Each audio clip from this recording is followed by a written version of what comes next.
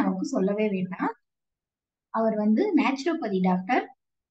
மதுரையில இருந்து சர்வீஸ் பண்ணிட்டு இருக்காங்க ஐயா.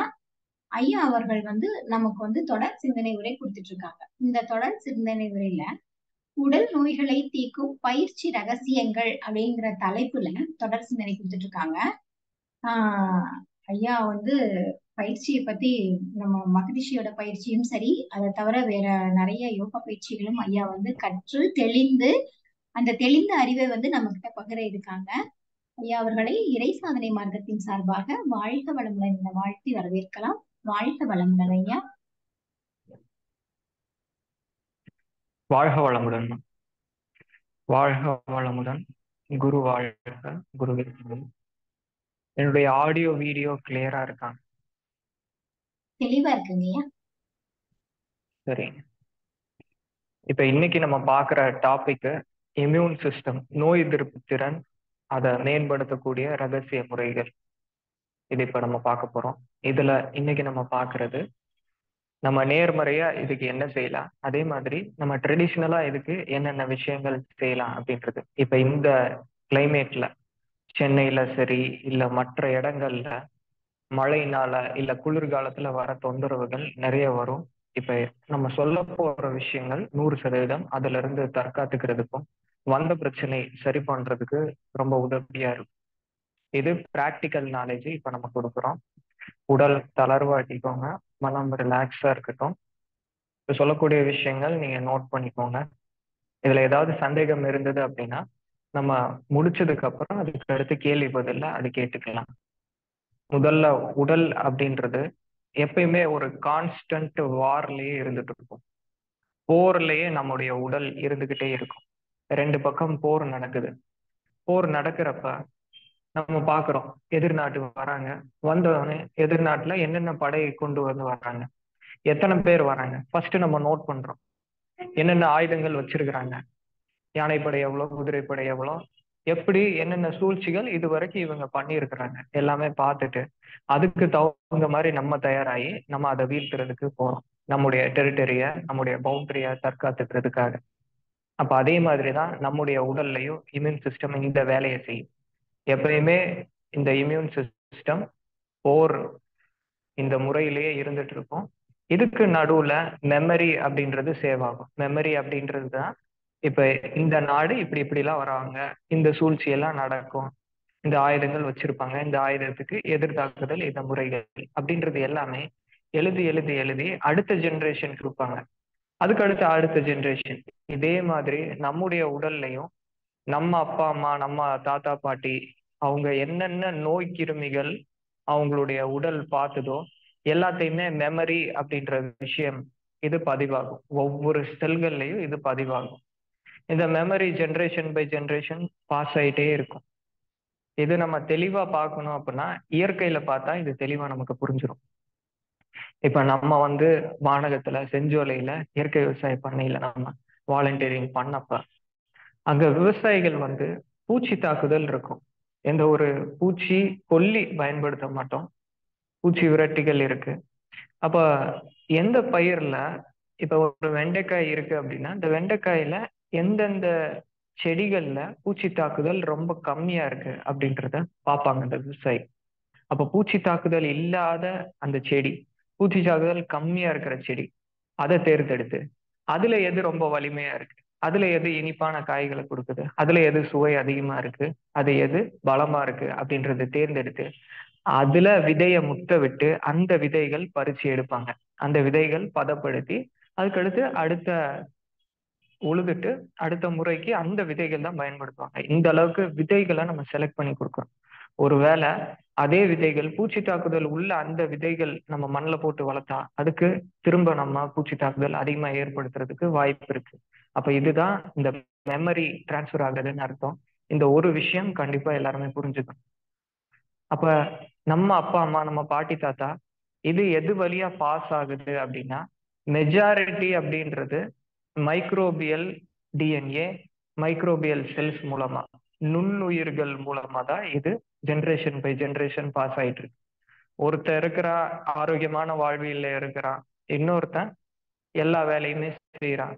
ஆனா இன்னொரு எல்லா வேலைகள் செஞ்சுட்டும் ஆரோக்கியமா இருக்கிறா, இம்யூன் சிஸ்டம் ஸ்ட்ராங்கா இருக்கிறா அப்படின்னா ஃபவுண்டேஷன் நம்ம புரிஞ்சுக்கலாம். அது நம்முடைய தப்பு. அப்பா அம்மா ஸ்ட்ராங்கா இருந்தா தான் குழந்தைகள் ஸ்ட்ராங்கா வரும். அது நம்ம இம்யூன் சிஸ்டத்தை பில்ட் பண்ணிக்க முடியும், உறுதிப்படுத்திக்க முடியும். இந்த உறுதிப்படுத்துறதுக்கு அளவு எல்லாமே கிடையாது. அதுதான் இதுல நமக்கு கிடைக்கிற போனஸ், நமக்கு கிடைக்கிற ஒரு அட்வான்டேஜ். நம்ம இம்யூன் சிஸ்டம் எவ்வளவு கம்மியா இருந்தாலும் சரி, அதை பல மடங்கு பலப்படுத்த முடியும். என்னுடைய நேச்சுரோபதி டிபார்ட்மெண்ட்ல நான் நேச்சுரோபதி இன்டர்ன்ஷிப் போறப்ப, நிறைய இடங்கள்ல போறப்ப, அப்ப நிறைய பேர் சொன்னது, டீச்சர்ஸ் சொன்னது, நேச்சுரோபதி பிராக்டிஸ் சொன்னது, இது வரைக்கும் ஒரு 10 வருஷமா 20 வருஷமா எனக்கு ஒரு சின்ன காய்ச்சல் கூட வந்தது இல்லைன்னு சொல்லுவாங்க. ஏன்னா இயற்கை வாழ்வியல் ஃபாலோ பண்றோம். இது எல்லாமே 100% சாத்தியம். இதுக்கு தேவை வந்து என்ன ஃபாலோ பண்ணணும் அப்படின்ற நாலேஜ் நமக்கு தெரியணும். அது மட்டும் பத்தாது, நம்முடைய மைண்ட் ஸ்ட்ராங்கா இருக்கணும். மைண்ட் ஸ்ட்ராங்கா வர்றதும் குழந்தையில இருந்து கொண்டு வர்றது தான். இப்ப நம்ம ஒரு போனை பாக்குறோம், நம்ம எதை பாக்குறோமோ அதை பொறுத்து தான் நம்முடைய மைண்ட் மாறும். நம்முடைய மைண்டு நம்ம சென்சஸ் உடைய ரெஃப்ளெக்ஷன். நம்ம ஒரு போன்ல வீக்கான மென்டாலிட்டி இருக்கக்கூடிய ஆட்கள் பேசுறத பாக்குறோம், அப்ப நமக்கு மென்டாலிட்டி வீக்கா இருக்கும். இப்ப நான் போன் எடுக்கிறேன், நான் போன் எடுத்தா ரொனால்டோ அவனுடையது அவருடையது பார்ப்பேன். இப்ப அது மாதிரியானது எடுக்கிறப்ப அவங்க டிசிப்ளின்லாம் ரொம்ப ஸ்ட்ராங், ஹெல்த்தி, இருக்கிறதுல ஹெல்த்தியஸ்ட் அப்படின்றது அவர் சொல்றாங்க.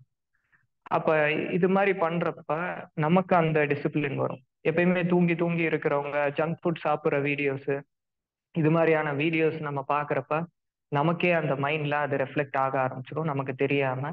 இது ஹிப்னோதெரப்பி சயின்ஸ் சொல்றது. நம்ம கவனிச்சும் கவனிக்காம எது எது நம்ம மைண்டுக்குள்ள போகுதோ அது மைண்டை கரப்ட் பண்ணும். அப்ப தெரிஞ்சுக்கிறது மட்டும் கிடையாது, தெரிஞ்சுக்கிறது அப்ளை பண்ணணும்னா மென்டல் ஸ்டெபிலிட்டி, மென்டல் ஸ்ட்ரென்த் வேணும். அது சின்ன குழந்தையில இருந்து கொண்டு வரணும். இதையுமே நம்ம எந்த அளவு இல்லாம இன்க்ரீஸ் பண்ண முடியும். சரி, இப்ப நம்ம டாபிக்குள்ள போலாம். அப்படி இருக்கிறப்ப இந்த இம்யூன் சிஸ்டம் டிரான்ஸ்ஃபர் ஆகும்னு சொன்னோம் இல்லையா? இந்த டிரான்ஸ்ஃபர் ஆகுறது முதல்ல குழந்தை பிறக்குது. குழந்தை பிறக்கிறப்ப இந்த வெஜைனா வழியாக, பிறப்புறுப்பு வழியாக வெளியேறப்ப, அப்ப அந்த குழந்தைக்கு இம்யூன் சிஸ்டம் ஸ்ட்ராங்கா இருக்கும். அதுக்கு எல்லா நுண்ணுயிர்களும் உடலுக்கு கிடைக்கும். இது ஒண்ணு. அப்ப சிசேரியன் எந்த அளவுக்கு முடியுமோ அந்த அளவுக்கு நம்ம வாழ்வியலை மாத்தி தடுக்கிறதுக்கு, இயற்கை பிரசவம் ஆக்குறதுக்கு முயற்சி பண்ணணும். இது ஒண்ணு. அதுக்கடுத்து ரெண்டாவது விஷயம், பவுடர் பால், பாக்கெட் பால் இதெல்லாம் இல்லாம தாய்ப்பால் அம்மா கொடுக்குறாங்க. அப்ப அம்மாவின் உடல்ல என்னென்ன மைக்ரோப்ஸ் அவங்க பார்த்தாங்களோ அது எல்லாமே குழந்தைக்கு வரும். அப்ப நீங்க கேட்கலாம், அதான் கர்ப்பப்பையிலே இருக்காங்களே அப்ப டிரான்ஸ்ஃபர் ஆகாதா அப்படின்ட்டு. அப்ப அம்மாவுடைய பாதுகாப்புல இருக்காங்க. வெளியே வந்ததுக்கு அப்புறம் தான் குழந்தையும் பல மைக்ரோப்ஸ் கிட்ட எக்ஸ்போஸ் ஆகும். வெளியே வந்ததுக்கு அப்புறம் அது தனி உயிர். உள்ள இருக்கிற வரைக்கும் ரெண்டும் ஒண்ணு. அம்மாவுடைய ரத்தம் தான் உள்ள போகும், வெளியே வந்துட்டு இருக்கும். அப்ப ரெண்டாவது தாய்ப்பால். தாய்ப்பால் எவ்வளவு நாட்கள் அதிகமா கொடுக்குறாங்களோ அவ்வளவு நல்லது. சரி, அதுக்கு அடுத்தது மூன்றாவது விஷயம், தாய்ப்பால் கொடுக்கறப்ப அந்த அம்மா எந்த உணவுகள் எடுத்துக்கிறாங்க, எந்த லைஃப் ஸ்டைல் ஃபாலோ பண்றாங்க, இது மூணாவது. அப்ப அம்மா வந்து அந்த நேரத்துல நோய் எதிர்ப்பு திறன் அதிகமா இருக்கக்கூடிய உணவுகள் எல்லாமே எடுத்து, இது குழந்தைகள் இம்யூன் சிஸ்டம் ஸ்ட்ராங்கா பிறக்கும். இதுதான் முதல் விஷயம், இதுதான் ஜிஸ்ட். இனிமே பேச போறதை விட இதுதான் ஜிஸ்ட், இதுதான் அடுத்த ஜெனரேஷனுக்கு ஹெல்ப் பண்ணும். சரி, அதுக்கு அடுத்து இரண்டாவதுக்கு வரேன். இப்ப நம்ம உடல் கான்ஸ்டன்டா போர் நிலையில இருக்கும் அப்படின்றத பார்த்தோமா? அப்ப போர் நிலையில இருக்கிறப்ப ஒரு பக்கம் நமக்கு நல்லது செய்யற நுண்ணுயிர்கள் இருக்கு, இன்னொரு பக்கம் தீயது செய்யக்கூடிய நுண்ணுயிர்கள் இருக்கு. இப்ப நம்முடைய உடல்ல நல்லது செய்யற நுண்ணுயிர்கள் 60 இருக்கு, 60 வச்சிருக்கிறோம். தீயது செய்யக்கூடிய நுண்ணுயிர்கள் 40 உள்ள வருது. அப்படின்றப்ப நம்ம நல்லது செய்யக்கூடிய நுண்ணுயிர்கள் ஜெயிச்சிரும். அப்ப நமக்கு நம்முடைய வேலை என்ன அப்படின்னா, இந்த நல்லது செய்யற நுண்ணுயிர்கள் அதிகமா நம்ம உடல்ல வச்சிருக்கணும், பாதுகாத்து வச்சிருக்கணும். அதை மல்டிப்ளை பண்ணிட்டே இருக்கணும். சரி, அதை பாதுகாத்து வச்சிருக்கணும்னு சொல்றீங்களே, எப்படி பாதுகாத்து வச்சிருக்கிறது அப்படின்னு கேட்டா, சரி, இந்த நல்ல நுண்ணுயிர்கள் தங்கக்கூடிய வீடு எது? இந்த வீடை சுத்தமா வச்சுக்கணும். எங்க அது வீடு? நம்ம உடல்ல. நம்ம உடல்ல பெருங்குடல், இதுதான் நுண்ணுயிர்களின் வீடு. இங்கதான் நுண்ணுயிர்கள் அதிகமா இருக்கும். இந்த பெருங்குடலை பத்தி படிக்கிறப்ப ரொம்ப கம்மியான இன்ஃபர்மேஷன் எல்லா இடத்துலயுமே கிடைக்கும். ஆனா நம்ம ட்ரெடிஷ்னல் சயின்ஸ்ல போய் பார்த்தோம், நம்ம சித்தால போய் பார்த்துக்கிறோம், இல்ல ஒரு பாரம்பரிய கலைகள் படிக்கிறப்ப பெருங்குடல் சுத்தி முக்கியமா சொல்லுவாங்க. ஒரு களரி பயிட்டு படிக்க போறோம், இல்ல வர்மக்கலை மெய் அடக்கம் கத்துக்க போறோம், முதல்ல குடல் சுத்தி தான் சொல்லுவாங்க. குடல் சுத்தி இருந்தாதான் அதுக்கடுத்து பயிற்சியை செய்யணும். குடல் சுத்தி முக்கியம். அப்ப இந்த குடல் ஆரோக்கியமா வச்சிருக்கணும். குடல் குப்பை மாதிரி இருக்கக்கூடாது. அன்னன்னைக்கு சாப்பிடக்கூடியது, அப்பப்ப மலம் கழியும். இன்னொரு ரகசியம் சொல்றேன், நிறைய விஷயங்கள் இருக்கு. போக போக போக அது இன்ஃபர்மேஷன் எல்லாமே மாறிக்கிட்டே வரும். ஒரு சிலர் தான் நல்லா அந்த இன்ஃபர்மேஷன் எல்லாமே சொல்றாங்க. அப்ப இப்ப முதல்ல வந்தது, இப்ப சுகர் இருக்கு அப்படின்னா, sugar post prandial blood sugar. இது 200க்கு மேல இருக்கக்கூடாது, 250க்கு மேல இருக்கக்கூடாது. இது முதல்ல வந்தது. அதுக்கு அடுத்தது 200 ஆச்சு, அதுக்கு அடுத்தது 180 ஆச்சு, 160, 140 ஆயிடுச்சு. சரி, நான் படிக்கிறப்ப 120/80 இருந்தது பிளட் பிரஷர். 120/80 இருந்தா நார்மல் அப்படின்ட்டு. ஆனா உண்மையிலேயே முதல்ல ஆரம்பிக்கிறப்ப 160/90. அதாவது சிஸ்டோல் மேல இருக்கிறது 160, கீழே உள்ளது 90. இதை விட தாண்டி போக கூடாது. அது உண்மை. அதை விட தாண்டி போக கூடாது, ரிஸ்க் இருக்கு. ஸ்ட்ரோக் வரும், இல்ல வேற ஏதாவது தொந்தரவு வரும். அதை விட ஜாஸ்தி ஆகாம பாத்துக்கணும் தான். அதையும் நம்ம இயற்கையில இருக்கிறோம், அந்த செக் பண்ண மாட்டேன் அப்படிலாம் சொல்லக்கூடாது. அந்த வேல்யூஸ் பேராமீட்டர்ஸ் பார்க்கணும். இப்ப அதுக்கு அடுத்து என்னாச்சு அப்படின்னா, 120/80 இருந்தது. அடுத்த பிரிண்ட் போட்டாங்க இல்லையா புக், அதெல்லாம் 110/80 ஆச்சு. சரி, இதுக்கு எந்த ஒரு பேஸுமே சொல்லல எதனால இது கம்மி பண்ணாங்க அப்படின்றது இல்லை. அப்படி இருக்கிறப்ப மலச்சிக்கல் அப்படின்றதுடைய டெஃபினிஷன் என்ன, முதல்ல எப்படி இருந்தது? இப்ப நம்ம ஒரு உணவை எடுத்துக்கிறோம். இப்ப காலையில நீங்க ஒரு உணவு எடுத்துக்கிறீங்க. அந்த உணவு சாப்பிட்டு மதிய உணவு சாப்பிடுறதுக்குள்ள அது டைஜஸ்ட் ஆகி வெளியேறிடும். அப்ப அவனுக்கு மலச்சிக்கல் இல்லைன்னு அர்த்தம். நீங்க ஆரோக்கியமான உணவை எடுத்துக்கோங்க, உடல் பயிற்சி பண்ணுங்க, ஒரு நாளைக்கு 2 முறை கண்டிப்பாக மலம் கழியும். சாயங்காலம் ஒரு வாட்டி, காலையில படுத்து எந்திரிச்ச முதல் விஷயம் மலம் கடியில சென்சேஷனா இருக்கும். அப்போ குடல் சுத்தமா இருக்கு, குடல் சரியா இருக்கு, உடல் நல்லா வேலை செய்யுது அப்படின்றத புரிஞ்சுக்கலாம். அப்ப இந்த சர்க்கேடியன் கிளாக்கு இதுல யூட்டிலைஸ் ஆயிருக்குன்னு அர்த்தம். அப்ப மலச்சிக்கல் அப்படின்றது அதுக்கு அடுத்து போக போக என்னாச்சு அப்படின்னா, வாரத்துல 3 முறை மோஷன் போனாலே அவனுக்கு மலச்சிக்கல் இல்ல அப்படின்றதுதான் டெஃபினிஷன் வந்தது. அப்ப அப்படி இருக்கிறப்ப, வாரத்துல எனக்கு 3 நாள் மோஷன் போயிருதுப்பா, எனக்கெல்லாம் மலச்சிக்கல் இல்லைன்னு நினைச்சுக்குவாங்க படிக்கிறவங்க எல்லாம். அப்படி கிடையாது. அதே மாதிரி இந்த சயின்ஸுக்கும் உண்மையிலேயே நடக்கிற விஷயம், அனுபவ விஷயங்களுக்கும் நிறைய ஒரு முரண்பாடுகள் இருக்கு. இந்த முரண்பாடுகள் கண்டிப்பா தெரிஞ்சுக்கணும். என்ன அப்படின்னா, இன்னைக்கு ஒரு விஷயம் கண்டுபிடிக்கப்படுது, நாளைக்கு ரிசர்ச்ல முன்னாடி கண்டுபிடிச்சது தவறு அப்படின்றது நாளைக்கு ஈஸியா சொல்லிட்டு போயிடுவாங்க. இந்த ஊசி எல்லாருமே ஊரு ஃபுல்லா போட்டாங்க. அதுக்கு அடுத்து ஒரு பல வருஷம் கழிச்சு இந்த ஊசி போட்டது தப்புப்பா, இன்னைக்கு அறிவியல் இதுதான் சொல்லுது, அவ்வளவுதான், முடிஞ்சு போச்சு. நம்முடைய உடல் நம்முடைய ரெஸ்பான்சிபிலிட்டி. எப்பயுமே ஆரோக்கியமா வச்சிருக்கிறது நம்ம கடவுள் இந்த உடல் கொடுத்துருக்கிறாரு. இதுக்குள்ள முடிச்சுக்கிறது முழு ரெஸ்பான்சிபிலிட்டி நம்மளுடையதான். இதுக்காக நமக்கு என்னென்ன தெரியுதோ, இப்ப எனக்கு ஒரு பிரச்சனை வந்தது, அப்ப நான் ஒரு உணவு முறை ஃபாலோ பண்ணேன், எனக்கு சரியாச்சு. இத ஸ்கூல்ல இருந்து பையன் முடிச்சுட்டு வரான், என்னுடைய தம்பி வரான், என்னுடைய தம்பிக்கு நான் இத இரவு படுக்க போறப்ப கதையா நான் சொல்றேன். அந்த விஷயம், அந்த நாலேஜ் தான் அவனுக்கு வேலை செய்யும். வேற எல்லாமே சரி, படிக்கிறது எல்லாமே சரி, ஆனா இதுதான் லைஃபுக்கு தேவையான நாலேஜ், இது கண்டிப்பா செய்யும். அதுக்கு அடுத்தது, இப்ப இந்த கான்ஸ்டன்டா வார் மோட்லயே இருக்கும். அப்ப இந்த உறுப்பு, இந்த குடல் அப்படின்றத சுத்தமா வச்சுக்கணும். சுத்தமா வச்சுக்கிறதுன்றது மலச்சிக்கல் இல்லாம பாத்துக்கிறது. இதுதான் திருவள்ளுவர் சொன்னாரு. நம்ம உணவை எடுத்தது டைஜஸ்ட் ஆகி அற்று போனதுக்கு அப்புறம் திரும்ப அதுக்கு அடுத்து ஒரு உணவை எடுத்துக்கிறோம் அப்படின்னா நமக்கு எந்த ஒரு நோயும் வராது அப்படின்றத அவர் சொன்னார். மருந்தினும் வேண்டாம் யாக்கைக்கு அப்படின்றதுல இதுதான் அதோடைய அர்த்தம். சரி, இப்ப இந்த குடல் மலச்சிக்கல் இல்லாம பாத்துக்கணும். அப்ப இந்த நுண்ணுயிர்கள், இதுதான் நம்முடைய போர் வீரர்கள், நல்ல நுண்ணுயிர்கள். நல்ல நுண்ணுயிர்களுடைய பலம் என்ன, நல்ல நுண்ணுயிர்களுடைய உணவு என்ன, நம்ம சாப்பிடுறதுல நார் சத்து, இந்த நார் சத்து தான் நல்ல நுண்ணுயிர்களின் உணவு. இந்த நார் சத்து எவ்வளவு எடுத்துக்கிறோமோ அந்த அளவுக்கு உடம்புல இருக்கிற நல்ல நுண்ணுயிர்கள் நல்ல ஆரோக்கியமா இருக்கும். வலிமையா இருக்கும். நல்ல நுண்ணுயிர்கள் அதிகமா இருக்கிறப்ப நம்ம என்ன செஞ்சாலும் சரி நமக்கு எந்த ஒரு நோயும் வராது. உடல் டோட்டலாவே மாறும். நல்ல நுண்ணுயிர்கள் நீங்க இதை மட்டும் செஞ்சு பாருங்க, எந்த கண்டிஷன்னாலும் சரி. இன்னைக்கு நம்ம பாக்குறது ஆட்டோ இம்யூன் டிசார்டர். ஃபைபர் அதிகமா எடுத்துக்கிறப்ப auto immune disorder, immune system சரியாகும், ஆட்டோ இம்யூன் டிசார்டர் சரியாகும். அதுக்கு அடுத்தது ஜிஐடி சம்பந்தமான சிம்டம்ஸ் எல்லாமே சரியாகும். ஏன்னா சிம்பிளான விஷயம். அப்ப ஃபைபர் அதிகமா இருக்கிறது என்னென்ன உணவுகள்? காய்கறிகள் முதல் விஷயம். காய்கறிகள் எடுத்துக்க வேண்டாம் அப்படின்ட்டு எந்த ஒரு டாக்டர் வைத்தியர் இது வரைக்கும் சொல்ல மாட்டாங்க. மேக்சிமம் அப்ப காய்கறிகள் மேக்சிமம் எடுத்துக்கணும். மதிய உணவில் எவ்வளவு சாதம் எடுத்துக்கிறீங்களோ அந்த அளவுக்கு இணையாக காய்கறிகள் எடுத்துக்கணும். ஒரு முறை எடுத்து பாருங்க, உடல் எப்படி ஃபீல் பண்ணுது அப்படின்றது தெரியும். அதுக்கு அடுத்தது காலை உணவு, இரவு உணவு இருக்கு.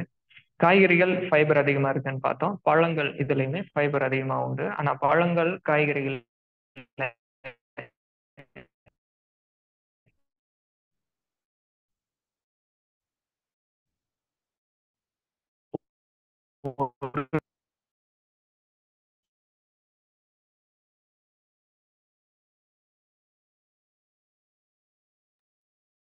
ஐயா வாழ்க வளமுடன். கொஞ்சம் பிரேக் ஆன மாதிரி இருக்கு.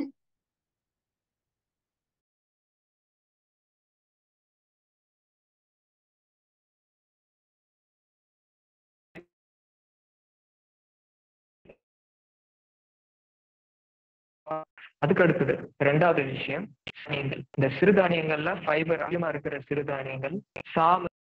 ஓகே, சரி. எது கிளியரா இருந்தது? வாழ்க வளமுடன். ஐயா வாழ்க வளமுடன். சாப்பாட்டுல வந்து காய்கறி நிறைய எடுத்துக்கணும்னு சொன்னீங்கல்ல, அதுக்கப்புறம் பிரேக் ஆச்சு.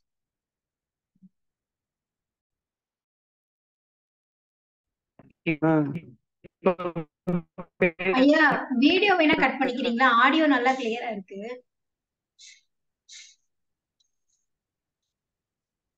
ரெண்டும் சேர்ந்து வரும்போது கேட்கலங்க.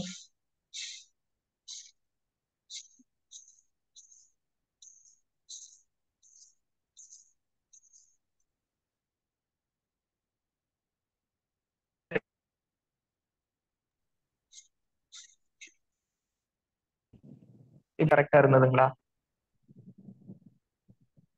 ஐயா? இப்ப ஆடியோ வர்றப்ப கேக்குதுங்க ஐயா, வீடியோ வர்றப்ப டிஸ்டர்ப் ஆகுது. சரிங்க. Okay okay okay. சரி.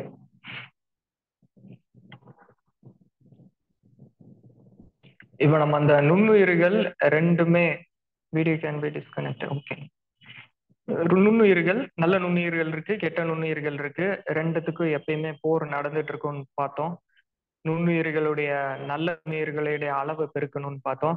நல்ல நுண்ணுயிர்களுடைய உணவு அப்படின்றது நார்சத்து, ஃபைபர். அப்ப அந்த நார்சத்து எதுல எதுல இருக்கு அப்படின்னா பழங்கள், காய்கறிகள். அதுக்கு அடுத்தது மூணாவது மில்லட்ஸ், சிறுதானியங்கள். இந்த சிறுதானியங்கள்ல இந்த இப்ப நான் சொல்ற 5 சிறுதானியங்கள்ல அதிகமா ஃபைபர் இருக்கும்.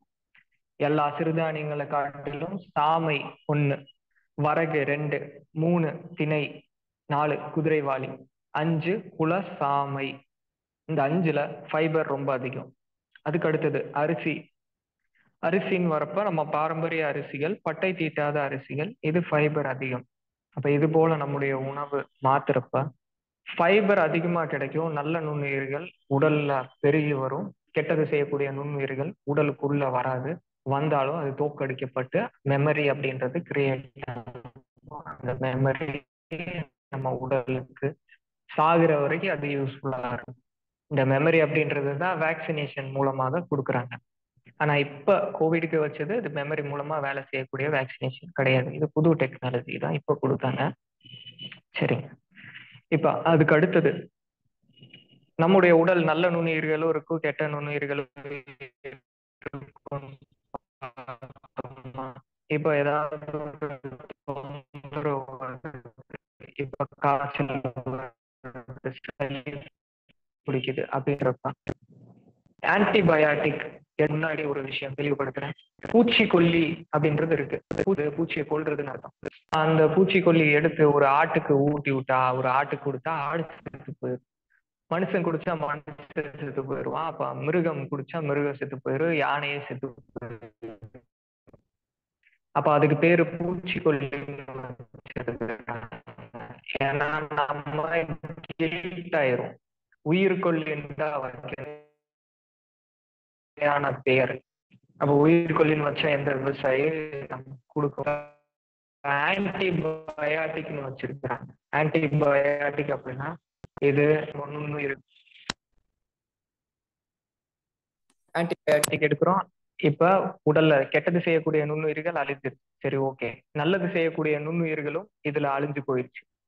அப்ப என்ன ஆகும்? உடல்ல நல்லது செய்யக்கூடிய நுண்ணுயிர்கள் இல்ல, திரும்ப நோய் தாக்குதல் அதிகமாக இருக்கும், அதிகமா சான்சஸ் இருக்கு.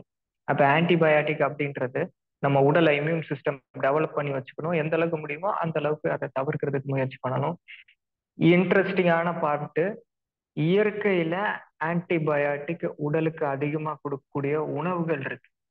இதுல ஒண்ணு இப்ப நான் சொல்றேன். நம்பர் 1 பெஸ்ட் ஆன்டிபயாட்டிக் அப்படின்றது பீ போலன். தேனி பூச்சி தேன் சேகரிக்கிறப்ப மகரந்தம் அதையும் சேகரிக்கும் அதோடைய உணவுக்காக. தேனுமே அதோடைய உணவுக்காக தான் சேகரிக்குது. இதுதான் பீ போலன். இந்த பீ போலன் இதை நம்ம தினசரி எடுத்துக்கிறப்ப நோய் எதிர்ப்பு திறன் ரொம்ப அதிகமா இருக்கும். நீங்க உடல் பெட்ரிடனா இருக்காங்க, ரொம்ப வீக்கா இருக்காங்க, அவங்களுக்கு அதுக்கு அடுத்து கிட்னியுமே ஒரு கிட்னி டோனார் பண்ணியிருக்கிறாங்க, அவங்களுக்கு நோய் எதுவும் வரக்கூடாது, பி போலன் டெய்லி எடுத்துக்கலாம். ஆன்டிபயாட்டிக்கு இது உடல்ல எந்த ஒரு நோய் வராம தடுக்கும். எல்லாருமே எடுத்துக்கலாம் இந்த பி போலன். அதுக்கு அடுத்தது 2வது நெல்லிக்காய். நோய் எதிர்ப்பு திறன் இன்க்ரீஸ் பண்றது அப்படின்னாலே முதல்ல விட்டமின் சி. அப்ப விட்டமின் சி அதிகமா இருக்கக்கூடியது நெல்லிக்காய். இப்ப நெல்லிக்காய் தினசரி 1 எடுத்துக்கணும். ஆயுர்வேதத்துல நெல்லிக்காய் ஒரு உணவு தான் தினசரி எடுத்துக்கூடிய உணவு அப்படின்றாங்க. தினசரி நெல்லிக்காய் எடுத்துக்கணும். இது வாதம், பித்தம், கபம் 3யுமே சமன் பண்ணிடும். அதுக்கடுத்தது 3வது சுத்தமான மஞ்சள், விரலி மஞ்சள். இயற்கை விவசாய சந்தை நிறைய இடங்கள்ல இருக்கு. இயற்கை விவசாய சந்தையில போயிட்டு மஞ்சள் வாங்கிக்கோங்க. மஞ்சள் வாங்கி அரைச்சு அதை பொடி பண்ணி, இந்த மஞ்சள் பொறுத்தளவுக்கு மஞ்சளோட மிளகு சேர்ந்தாதான் மஞ்சளுடைய முழு பயன்கள் உடலுக்கு கிடைக்கும். அப்ப இந்த மஞ்சள் 400 கிராம், மிளகு 100 கிராம், 2யுமே ஒன்னா கலந்து வச்சுட்டு இந்த பொடி காய்ச்சல் இருக்கிற சமயத்துல வர மாதிரி இருக்கிறப்ப இதை வார்ம் வாட்டர்ல மிக்ஸ் பண்ணி 3 நாள் எடுத்துக்கலாம். நோய் எதிர்ப்பு திறனை மேம்படுத்தும். இது 3 உணவுகள் நோய் எதிர்ப்பு திறனை மேம்படுத்துறது. அதுக்கடுத்து விட்டமின் B5 உடல்ல இருந்துட்டே இருக்கணும். நிறைய பேர் நம்ம கிட்ட சைனசைட்டிஸ், காலைல எந்திரிச்சோடனே அடுக்கு தும்மல் வரும், கொஞ்சமா மழையில நனைஞ்சாலே சளி பிடிக்கும். அப்படியா? சரி, பீர்க்கங்காய் கைப்பிடி அளவு, இது கூட வெற்றிலை மேல கீழே நடுக்காம்பினிக்கு ஒரு 3 வெத்தலை. பீர்க்கங்காய் தான் இதுல முக்கியம். தோலோட போடணும். மிக்சியில அரைச்சு வடிகட்டி இந்த சாறு டெய்லி எடுத்துக்கோங்கன்னு சொல்றோம். 3 மாசம் எடுக்கிறாங்க. 3 மாசத்துல மழையில நனைஞ்சாலும் சரி, எது நனைஞ்சாலும் சரி, அவங்களுக்கு சளி பிடிக்காது, எந்த ஒரு தொந்தரவு வரவே வராது. விட்டமின் B5 இந்த பீர்க்கங்காய் இந்த வேலையை செய்யுது. இது நல்ல மிராக்குலஸா ரிசல்ட் கொடுத்துருக்கு. சைனசைட்டிஸ் இருக்கு அப்படின்னா இதை எடுத்துக்கிறதுக்கு ஆரம்பிச்சிருங்க. அதுக்கு அடுத்தது இப்ப இந்த போர் வீரர்கள் அதிகமா அளவுல வச்சுக்கணும். இதுதான் நல்லது செய்யற நுண்ணுயிர்கள்னு பார்த்தோம். இதுல ஒரு வீக்னஸ் இருக்கு. என்ன? இப்ப எவ்வளவுதான் வலிமையா இருக்கிற, எவ்வளவுதான் ஸ்ட்ராங்கா இருக்கிற போர் வீரர்கள், நல்லது செய்யற நுண்ணுயிர்கள், ரத்தத்தின் வெள்ளை அணுக்கள் இருக்கு, பயம் அப்படின்றது வந்துருச்சு அப்படின்னா அதோடைய பலமே இழந்துரும். இந்த பயம், உடல் பயப்படுது, நம்ம பயப்படுறோம் அப்படின்றப்ப உடலுக்குள்ள என்ன நடக்கும்? மனதுல பயம் இருக்கு, உடல்ல என்ன செஞ்சிரும் அப்படின்றது யோசிப்போம். பயம் வந்த உடனேவே உடல்ல கார்டிசால் அப்படின்ற ஹார்மோன் இன்க்ரீஸ் ஆக ஆரம்பிச்சிடும். கார்டிசால் அப்படின்றது உடலுடைய முதல் எதிரி. ஸ்ட்ரெஸ் ஆகுறப்ப இந்த கார்டிசால் அதிகமாகும், பயப்படுறப்ப இந்த கார்டிசால் அதிகமாகும், இன்னொரு வழியிலையும் இந்த கார்டிசால் அதிகமாகும். நான் அதை சொல்றேன். இப்ப ஒரு வியாதி எல்லாருக்குமே பரவுது, நம்ம பக்கத்துல இருக்கிறவங்களுக்கே அந்த வியாதி வருது, ஊர் ஃபுல்லா வருது அப்படின்றப்ப பயம் யாருக்கு இருக்கோ இம்யூன் சிஸ்டம் உடனே டவுன் ஆகிடும். இந்த பயம் வரப்ப கார்டிசால் இன்க்ரீஸ் பண்றப்ப கார்டிசால், அதுக்கு அடுத்து டெஸ்டாஸ்டிரான், ரெண்டுமே இன்டைரக்ட்லி ப்ரொபோஷனல்.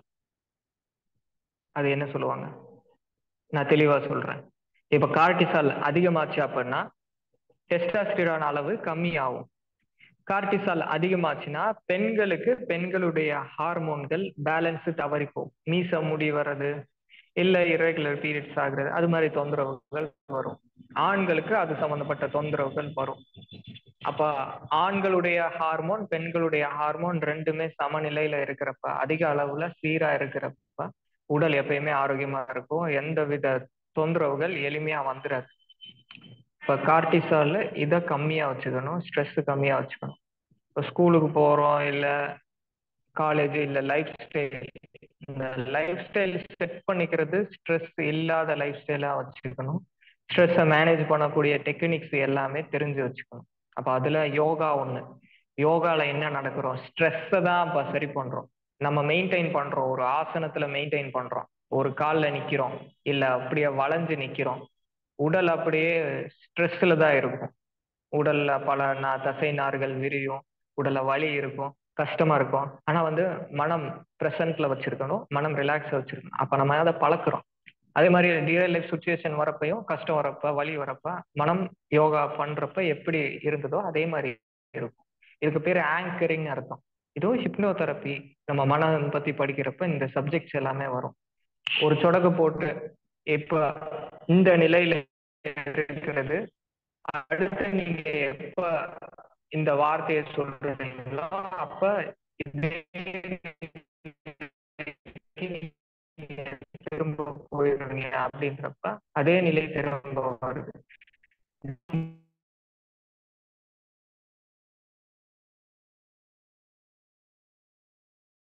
இந்த கண்ணு மூடி உட்கார்ந்தோடனே கரெக்டா அந்த தியான நிலை போயிடும், அந்த ஆல்பா நிலையை தாண்டி போயிடும். அப்ப இதெல்லாமே ஆங்கரிங்.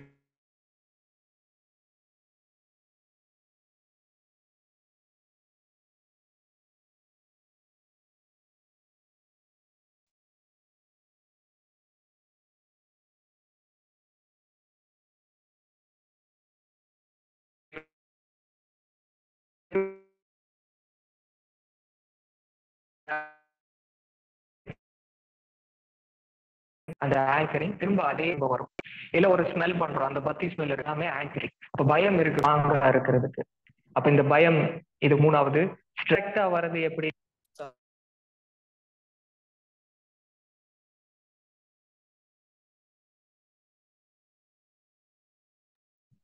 ஐயா வாழ்க வளமுடன். மைக் மியூட் ஆயிடுச்சுங்க ஐயா. நடுவுல இது வாய்ஸ் கிளியரா இல்லைங்க ஐயா, விட்டு விட்டு வருது. சரி, இப்ப வாய்ஸ் கிளியரா இருக்கா? இப்ப கிளியரா இருக்குங்க ஐயா. நடு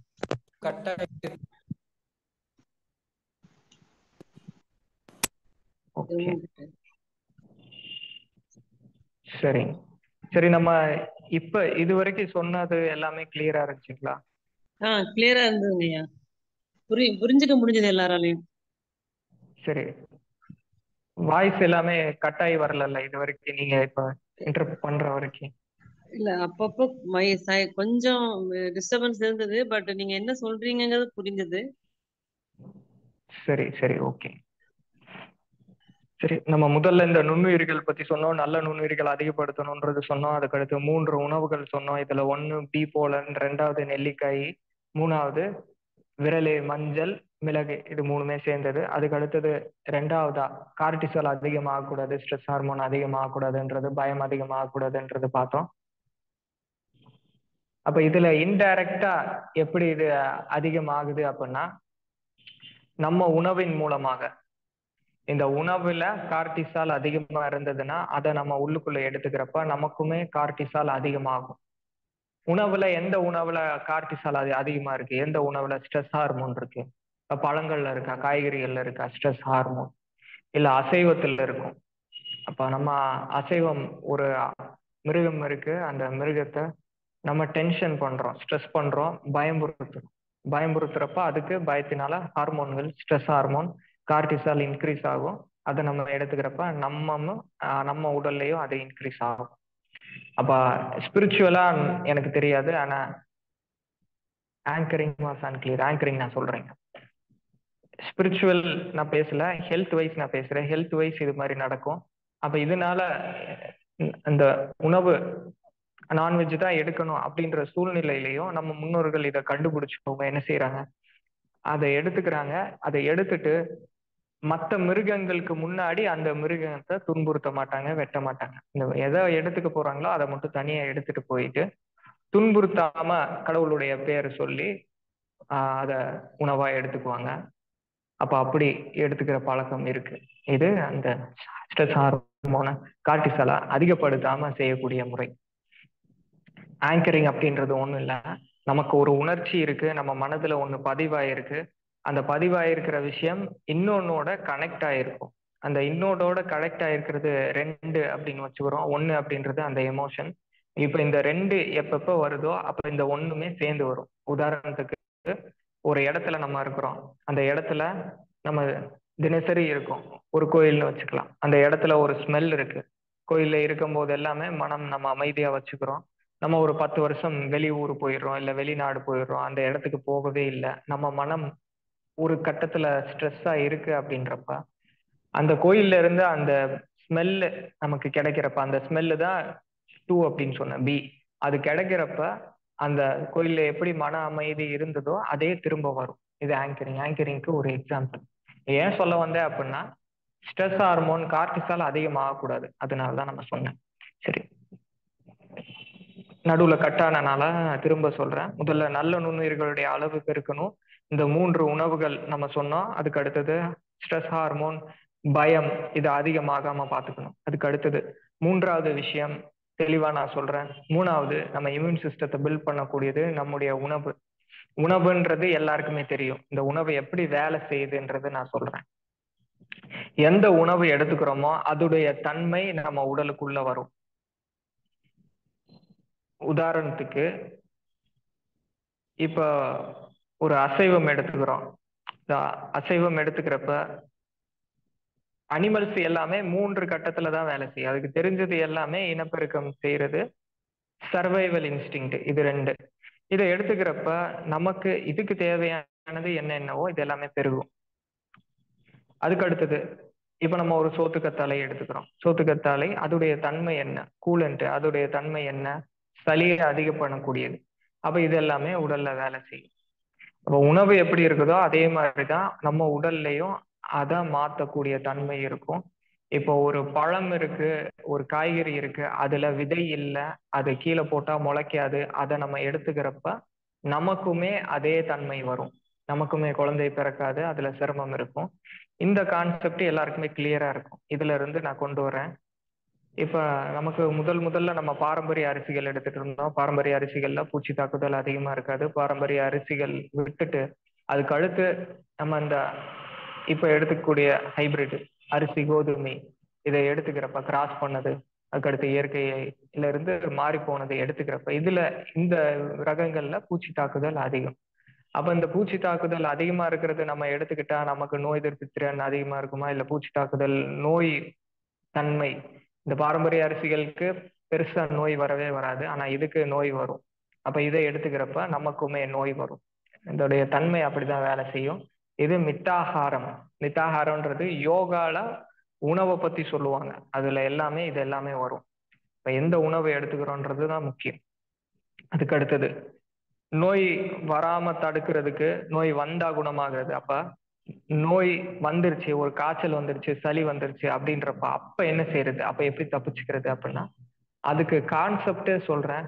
vitamin C in large quantities, அதிக அளவுல விட்டமின் சி கொடுக்கணும். எப்படி கொடுக்கணும், இன் இட்ஸ் நேச்சுரல் ஃபார்ம், இயற்கையான முறையில விட்டமின் சி கொடுக்கணும். விட்டமின் சி கொடுக்கணும் அப்படின்றப்ப விட்டமின் சி டேப்லெட் எடுத்துக்கிட்டா அப்ப வேலை செய்ய மாட்டேங்குது. இன் இட்ஸ் நேச்சுரல் ஃபார்ம், இதுதான் ரிசர்ச் செய்யப்பட்ட அந்த வாக்கியம். அப்ப இது கொடுக்கக்கூடிய முறை, இது அதிக அளவுல கொடுக்கக்கூடிய முறை 3 ஸ்டெப் டயட் அப்படின்ற பேர்ல இது ஃபேமஸா இருக்கு. 3 ஸ்டெப் டயட் நீங்க போட்டீங்கன்னா வரும். நம்மளுமே இந்த 3 ஸ்டெப் டயட் பத்தி பேசியிருக்கிறோம், அது வீடியோ இருக்கும், கிளியரா இருக்கும் அதுல. அதுக்கு அடுத்தது இந்த இம்யூன் சிஸ்டம் எதால உண்டானது அப்படின்னா, லிம்பாட்டிக் சிஸ்டமும் இம்யூன் சிஸ்டம் ரெண்டுமே இணைஞ்சதுதான்.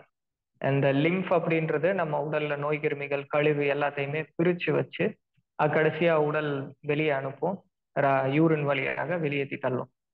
இப்போ குழந்தைகளுக்கு எல்லாம் சில பேருக்கு வெயில்லயே காட்டாம குழந்தைகளை வச்சிருக்கீங்க அப்படின்னா கழுத்து பக்கத்துலயோ இல்ல அங்கங்க சின்ன சின்னதா முடிச்சு மாதிரி ஃபார்ம் ஆகும். இது என்ன கொழுப்பு கட்டியான்னு பாப்பீங்க. கொழுப்பு கட்டி கிடையாது, லிம்ஃப் நோடு தான் ஸ்வெல் ஆயிருக்கும். அப்போ குழந்தைகளுக்கு செல்போன் கொடுக்கறது, உடல் விளையாட விடாம செய்யறது, அதுக்கடுத்து வெயிலே காட்டாம வச்சிருக்கிறப்ப அப்ப இந்த நிணநீர் ஓட்டம் தடைப்படும். நிணநீர் ஓட்டம், ரத்த ஓட்டம் அது தன்னால இயங்கிட்டு இருக்கும். பிராணசக்தி ஓட்டம் இதுவும் தன்னால இயங்கும். ஆனா நிணநீர் ஓட்டம் நம்ம வேலை செஞ்சாதான் இயங்கும். அப்ப நிணநீர் ஓட்டத்துக்கு நம்ம உடல் பயிற்சி செய்யணும். உடல் பயிற்சி செய்யறதோட சேர்த்து வெயில் உடம்புல படணும். வெயில் உடம்புல படுறப்பையும் லிம்ஃபாட்டிக் சிஸ்டம் வேலை செய்யும். அப்ப இது எல்லாமே லிம்ஃப் நோடு ஸ்வெல்லிங் எல்லாம் வெளியே போய் வெயில்ல எக்ஸ்போஸ் ஆகுறப்ப இது எல்லாமே சரியாகும். விட்டமின் டி சரியான அளவுல இருக்கணும், அப்பதான் இம்யூன் சிஸ்டம் ஸ்ட்ராங்கா இருக்கும். விட்டமின் டி சரியான அளவுல இங்க இல்ல அப்படின்றது இருக்கிறதுல ரொம்ப ஆச்சரியமான விஷயம். அதிசயத்துல 8வது அதிசயம் இந்தியால இருக்கிறவங்களுக்கு விட்டமின் டி கம்மியா இருக்கிறது தான். நெதர்லாண்ட்ல அண்ணன் இருக்காரு, நெதர்லாண்ட்ல அங்க வாய்ப்பு இல்ல, விட்டமின் டி கேப்சூல் எடுத்துக்கிறாங்க. பாவம் எடுத்துக்கிறாங்க. இங்க ஏன் கம்மியா இருக்கு? இங்க வெளியே வந்தா வெயில் இருக்கு, ஆனா விட்டமின் டி கேப்சூல் எடுத்துக்கிறேன், D3 எடுத்துக்கிறேன்றாங்க. நம்ம சொல்றது காளான் இருக்கு. இப்ப இந்த காளான வெயில்ல காட்டுங்க, வெயில்லயே சன் ட்ரை ஆயிரும், வத்தல் மாதிரி ஆயிரும். அதை எடுத்துட்டு வந்தா இதுதான் விட்டமின் டி சப்ளிமெண்ட், இயற்கை சப்ளிமெண்ட். இதை வாரத்துல 2 நாள் சமைச்சு சாப்பிடலாம். விட்டமின் டி இன்க்ரீஸ் பண்ணும். அதோட சேர்த்து வெயில்ல இருந்தாலே போதும். தோல்ல சோப்பு எல்லாம் போடக்கூடாது, சன்ஸ்கிரீன் லோஷன் இல்ல இந்த தோல் ஸ்கின் போர்ஸ் அடைக்கக்கூடியது எதுவும் பயன்படுத்தக்கூடாது. வெயில்ல டைரக்ட் சன்லைட்ல எக்ஸ்போஸ் பண்ணணும். எக்ஸ்போஸ் ஆகுறப்ப விட்டமின் டி தன்னால இன்க்ரீஸ் ஆகும். அப்ப விட்டமின் டி சரியா இருக்கணும். அதுக்கு அடுத்த விஷயம் சர்க்கேடியன் கிளாக். சர்க்கேடியன் கிளாக் அப்படின்றது நம்ம உடல்ல கடிகாரம் இருக்கு, நம்ம மூளையில தான் இந்த கடிகாரம் இருக்கு. இந்த கடிகாரம் எப்படி வேலை செய்தோ அதை பொறுத்துதான் உடல் அதோடைய தன்மையில இருக்கும். உடல் ஆரோக்கியமா இருக்கணுமா இல்ல நோயோட இருக்கணுமா டிசைட் பண்ற ஃபேக்டர் இந்த கடிகாரம் நம்ம உடல்ல. அப்ப இந்த கடிகாரம் இதை பத்தி பேசணும்னாலே நிறைய பேசலாம். இந்த சர்க்கேடியன் கிளாக் சரியா இருக்கணும் அப்படின்னா 3 விஷயங்கள் செய்யணும். ஒண்ணு, காலையில எந்திரிச்சோடனே உடலுக்கு வேலை கொடுக்கணும், உடல் பயிற்சி செய்யணும். 2வது, இரவு சூரியன் மறைஞ்சதுக்கு முன்னாடியே உணவு எல்லாமே முடிச்சிடணும். சூரியன் மறைஞ்சதுக்கு அப்புறம் பசி ஏற்படுச்சு அப்படின்னா எளிமையா ஜீரணக்கூடிய உணவுகள் மட்டும்தான் எடுத்துக்கணும். அதுக்கடுத்து 3வது, இரவு அதே சன்லைட் போனதுக்கு அப்புறம் வெளிச்சத்தை எல்லாம் டிம் ஆக்கிடணும். சூரியன் மறைஞ்சதுக்கு அப்புறம் நம்ம இருக்கக்கூடிய அறையில வெளிச்சத்தை கம்மி பண்ணிடணும். கண்ணு வழியா வெளிச்சம் போறத கம்மி பண்ணிடணும். அப்ப நீ டிவி பார்க்கணும் இல்ல படத்துக்கு போகணும் இல்ல எதுனாலும் சரி, கண்ணு வழியா வெளிச்சம் போகும். இந்த கண்ணு தான் இந்த சர்க்கேடியன்றதை சரி செய்யக்கூடிய மருந்து. அப்ப இதெல்லாமே காலை நேரத்திலேயே பார்த்துக்கணும். லேப்டாப்ல வேலை செய்யறது, ஐடி வேலை எதுனாலும். இரவு வந்துட்டா ரூம் இருக்கக்கூடியது இது பண்ணிடணும், டிம் பண்ணிடணும்.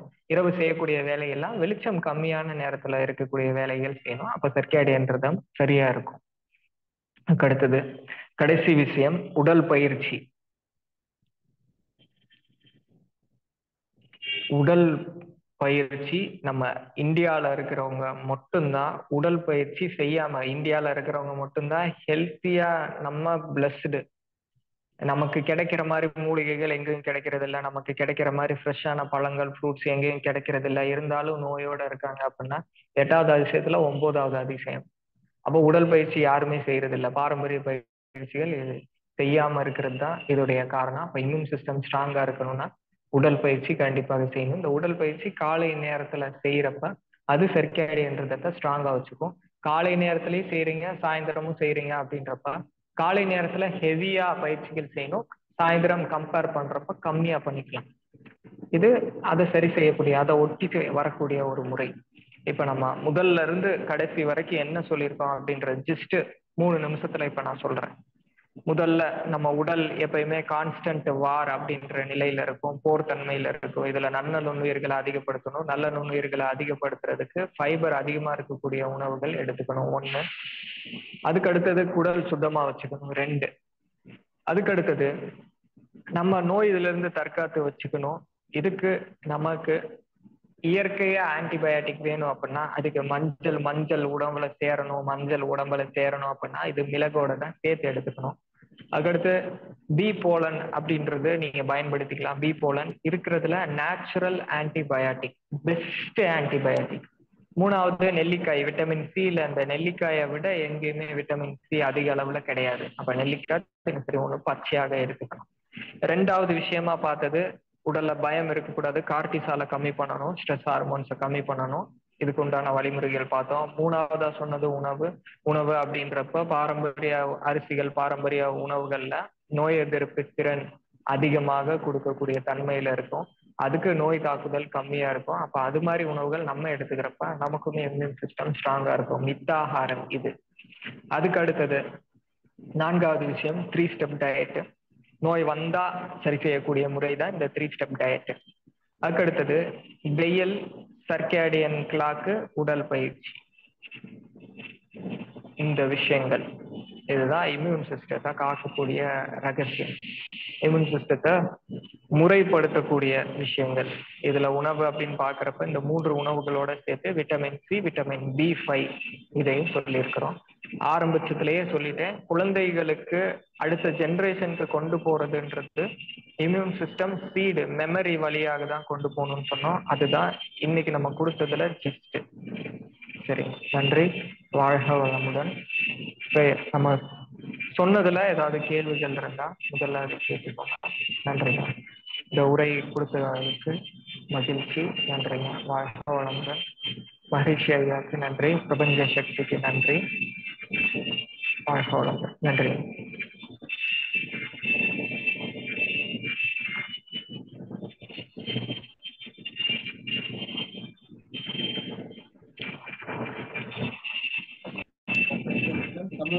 கனிகாம கம்ப்ளீட் பண்ணுங்க.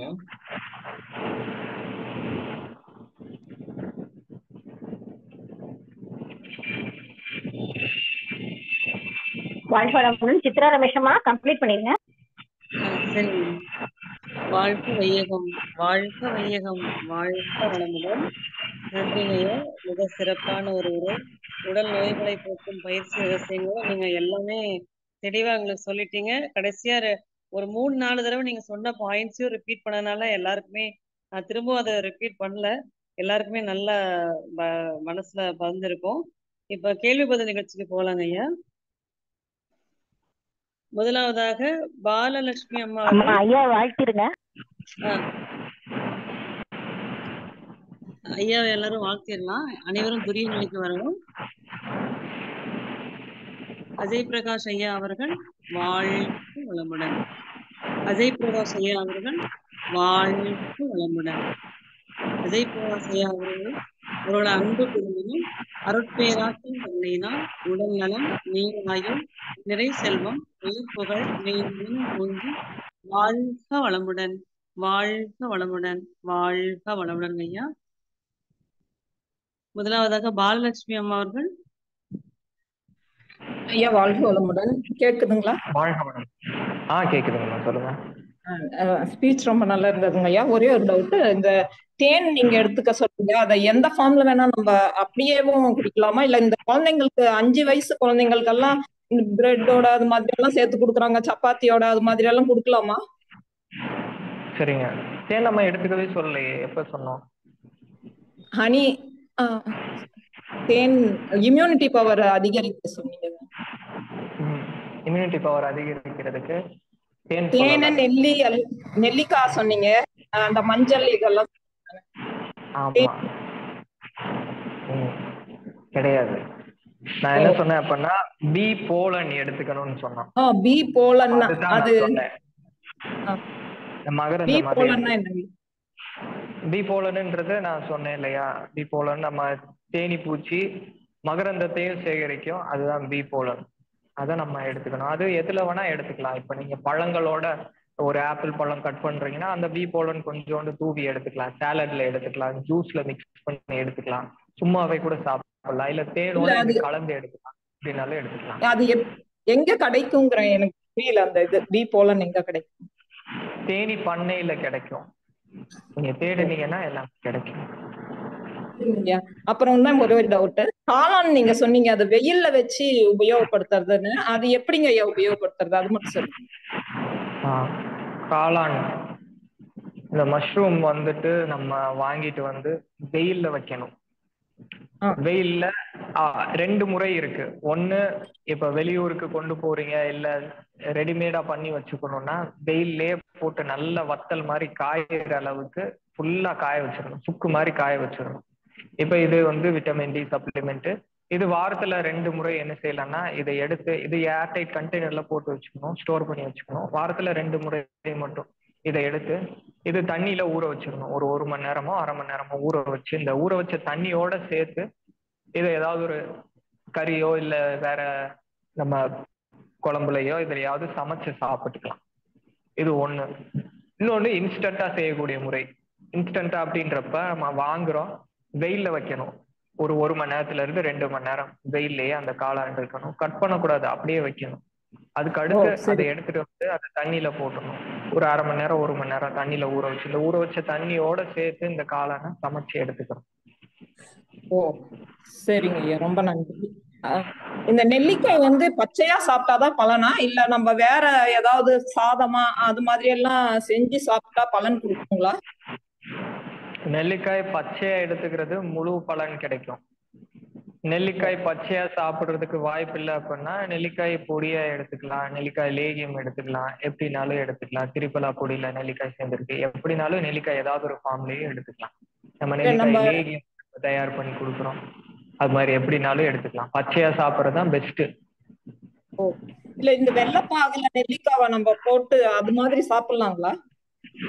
அதுதான் நான் சொன்னேன். அது சாப்பிடலாம், அதெல்லாம் தேன்ல சேர்த்து சாப்பிடலாம், இதெல்லாம் சாப்பிடலாம், செய்யலாம்.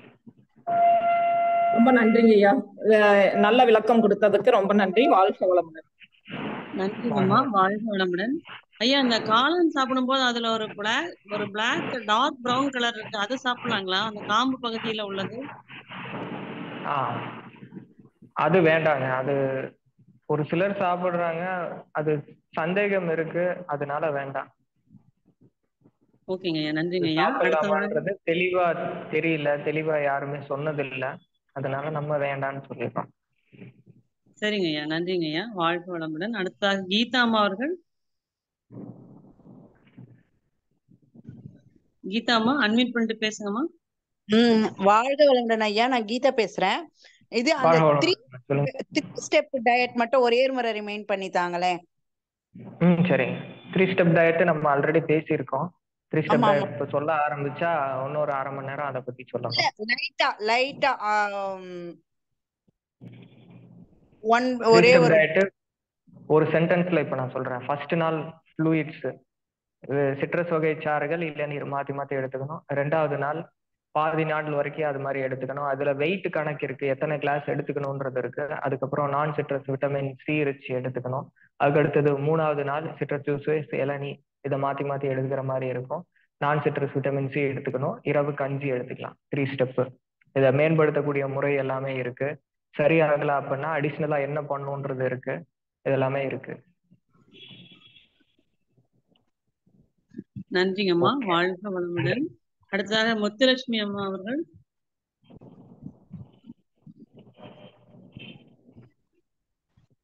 முத்துலட்சுமி அம்மா அன்மியூட் பண்ணிட்டு பேசுங்கம்மா. வாழ்க வளமுடன். வாழ்க வளமுடன். கேக்குதுங்களா சார்?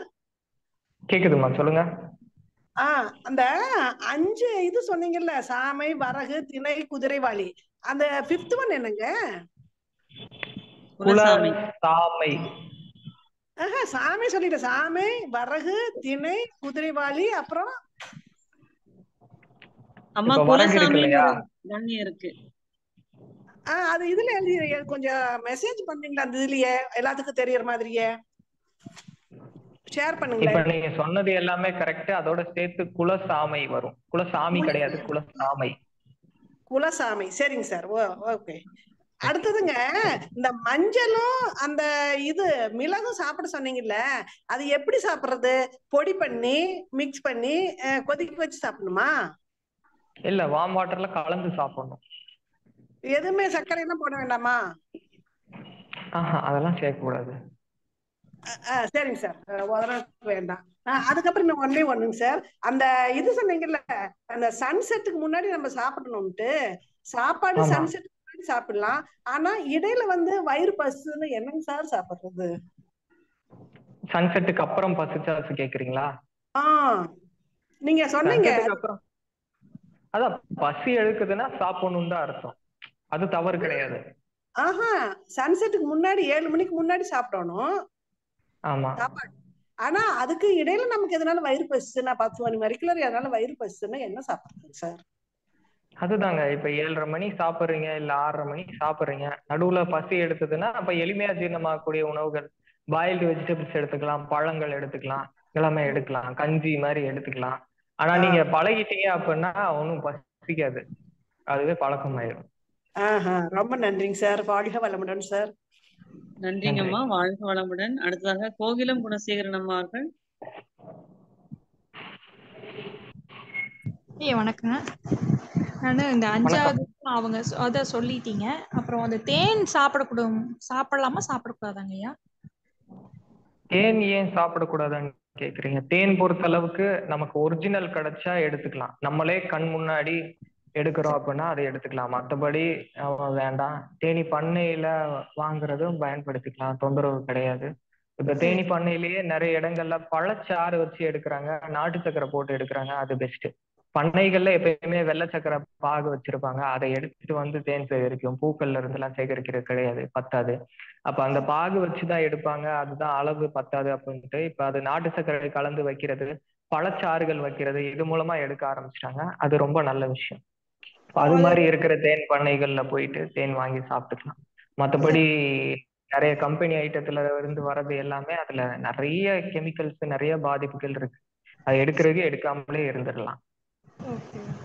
பேரிச்சம்பழம் அந்த மாதிரி அதெல்லாம் எடுத்துக்கலாம் இல்லைங்கய்யா?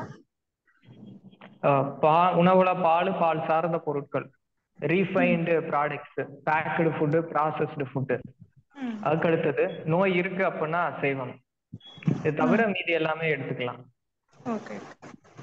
இது சிறுதானிய உணவு வந்து இப்ப சாதமா தான் செய்யணுமா, மாவு அரைச்சு தோசை அந்த மாதிரி சாப்பிடலாமா? எப்படினாலும் எடுத்துக்கலாம், எப்படி உங்களுக்கு பிடிச்சிருக்குதோ, எப்படி நமக்கு பிடிச்சிருக்கோ அப்படி எடுத்துக்கலாம். சரிங்க. சோற்றுக்கற்றாழை வந்து டெய்லி சாப்பிடலாமா ஒரு பீஸ் அந்த மாதிரி கழுவி? ஏதாவது பிரச்சனை இருந்ததுன்னா எடுத்துக்கோங்க, சரியாயிடுச்சுன்னா எடுக்க வேண்டியதில்லை. ஓகே சரிங்க. இப்ப இந்த வந்து பெண்கள் இதுக்கு சொன்னீங்க கார்டிசால் வந்து அதிகமா இருக்கக்கூடாதுன்னு சொன்னோம். ஆமா, வராம இருக்கணும்னா ஸ்ட்ரெஸ் இல்லாம இருக்கிறதா அதனோட இதுங்க. ஸ்ட்ரெஸ் இல்லாம இருக்கணும். நிறைய பேர் இப்ப திடீர்னு தைராய்டு அதிகமாயிரும், என்ன அப்படின்னா ஃபேமிலி ஃபங்க்ஷன்ல ஏதோ தொந்தரவு, ஏதாவது ஸ்ட்ரெஸ்ஸான விஷயம் சொல்லுவாங்க, தைராய்டு தொந்தரவு வந்துடும். இப்ப ஸ்ட்ரெஸ் தான் இது ஹார்மோன் ரிலேட்டட் எல்லாத்தையுமே பாதிக்கிற ஒன்னாவது விஷயம். திடீர்னு உடம்பு அடிக்கடி திடீர்னு உள்ள உடம்பு ஃபுல்லா வேக்குது அப்படிங்கறது அது என்ன ரீசன்? ரீசன் நிறைய இருக்கலாங்கம்மா, என்னன்றது பார்க்கணும். சரி சரி. நன்றிங்கம்மா, வாழ்க வளமுடன். அடுத்ததாக செல்விமணி அம்மா அவர்கள்.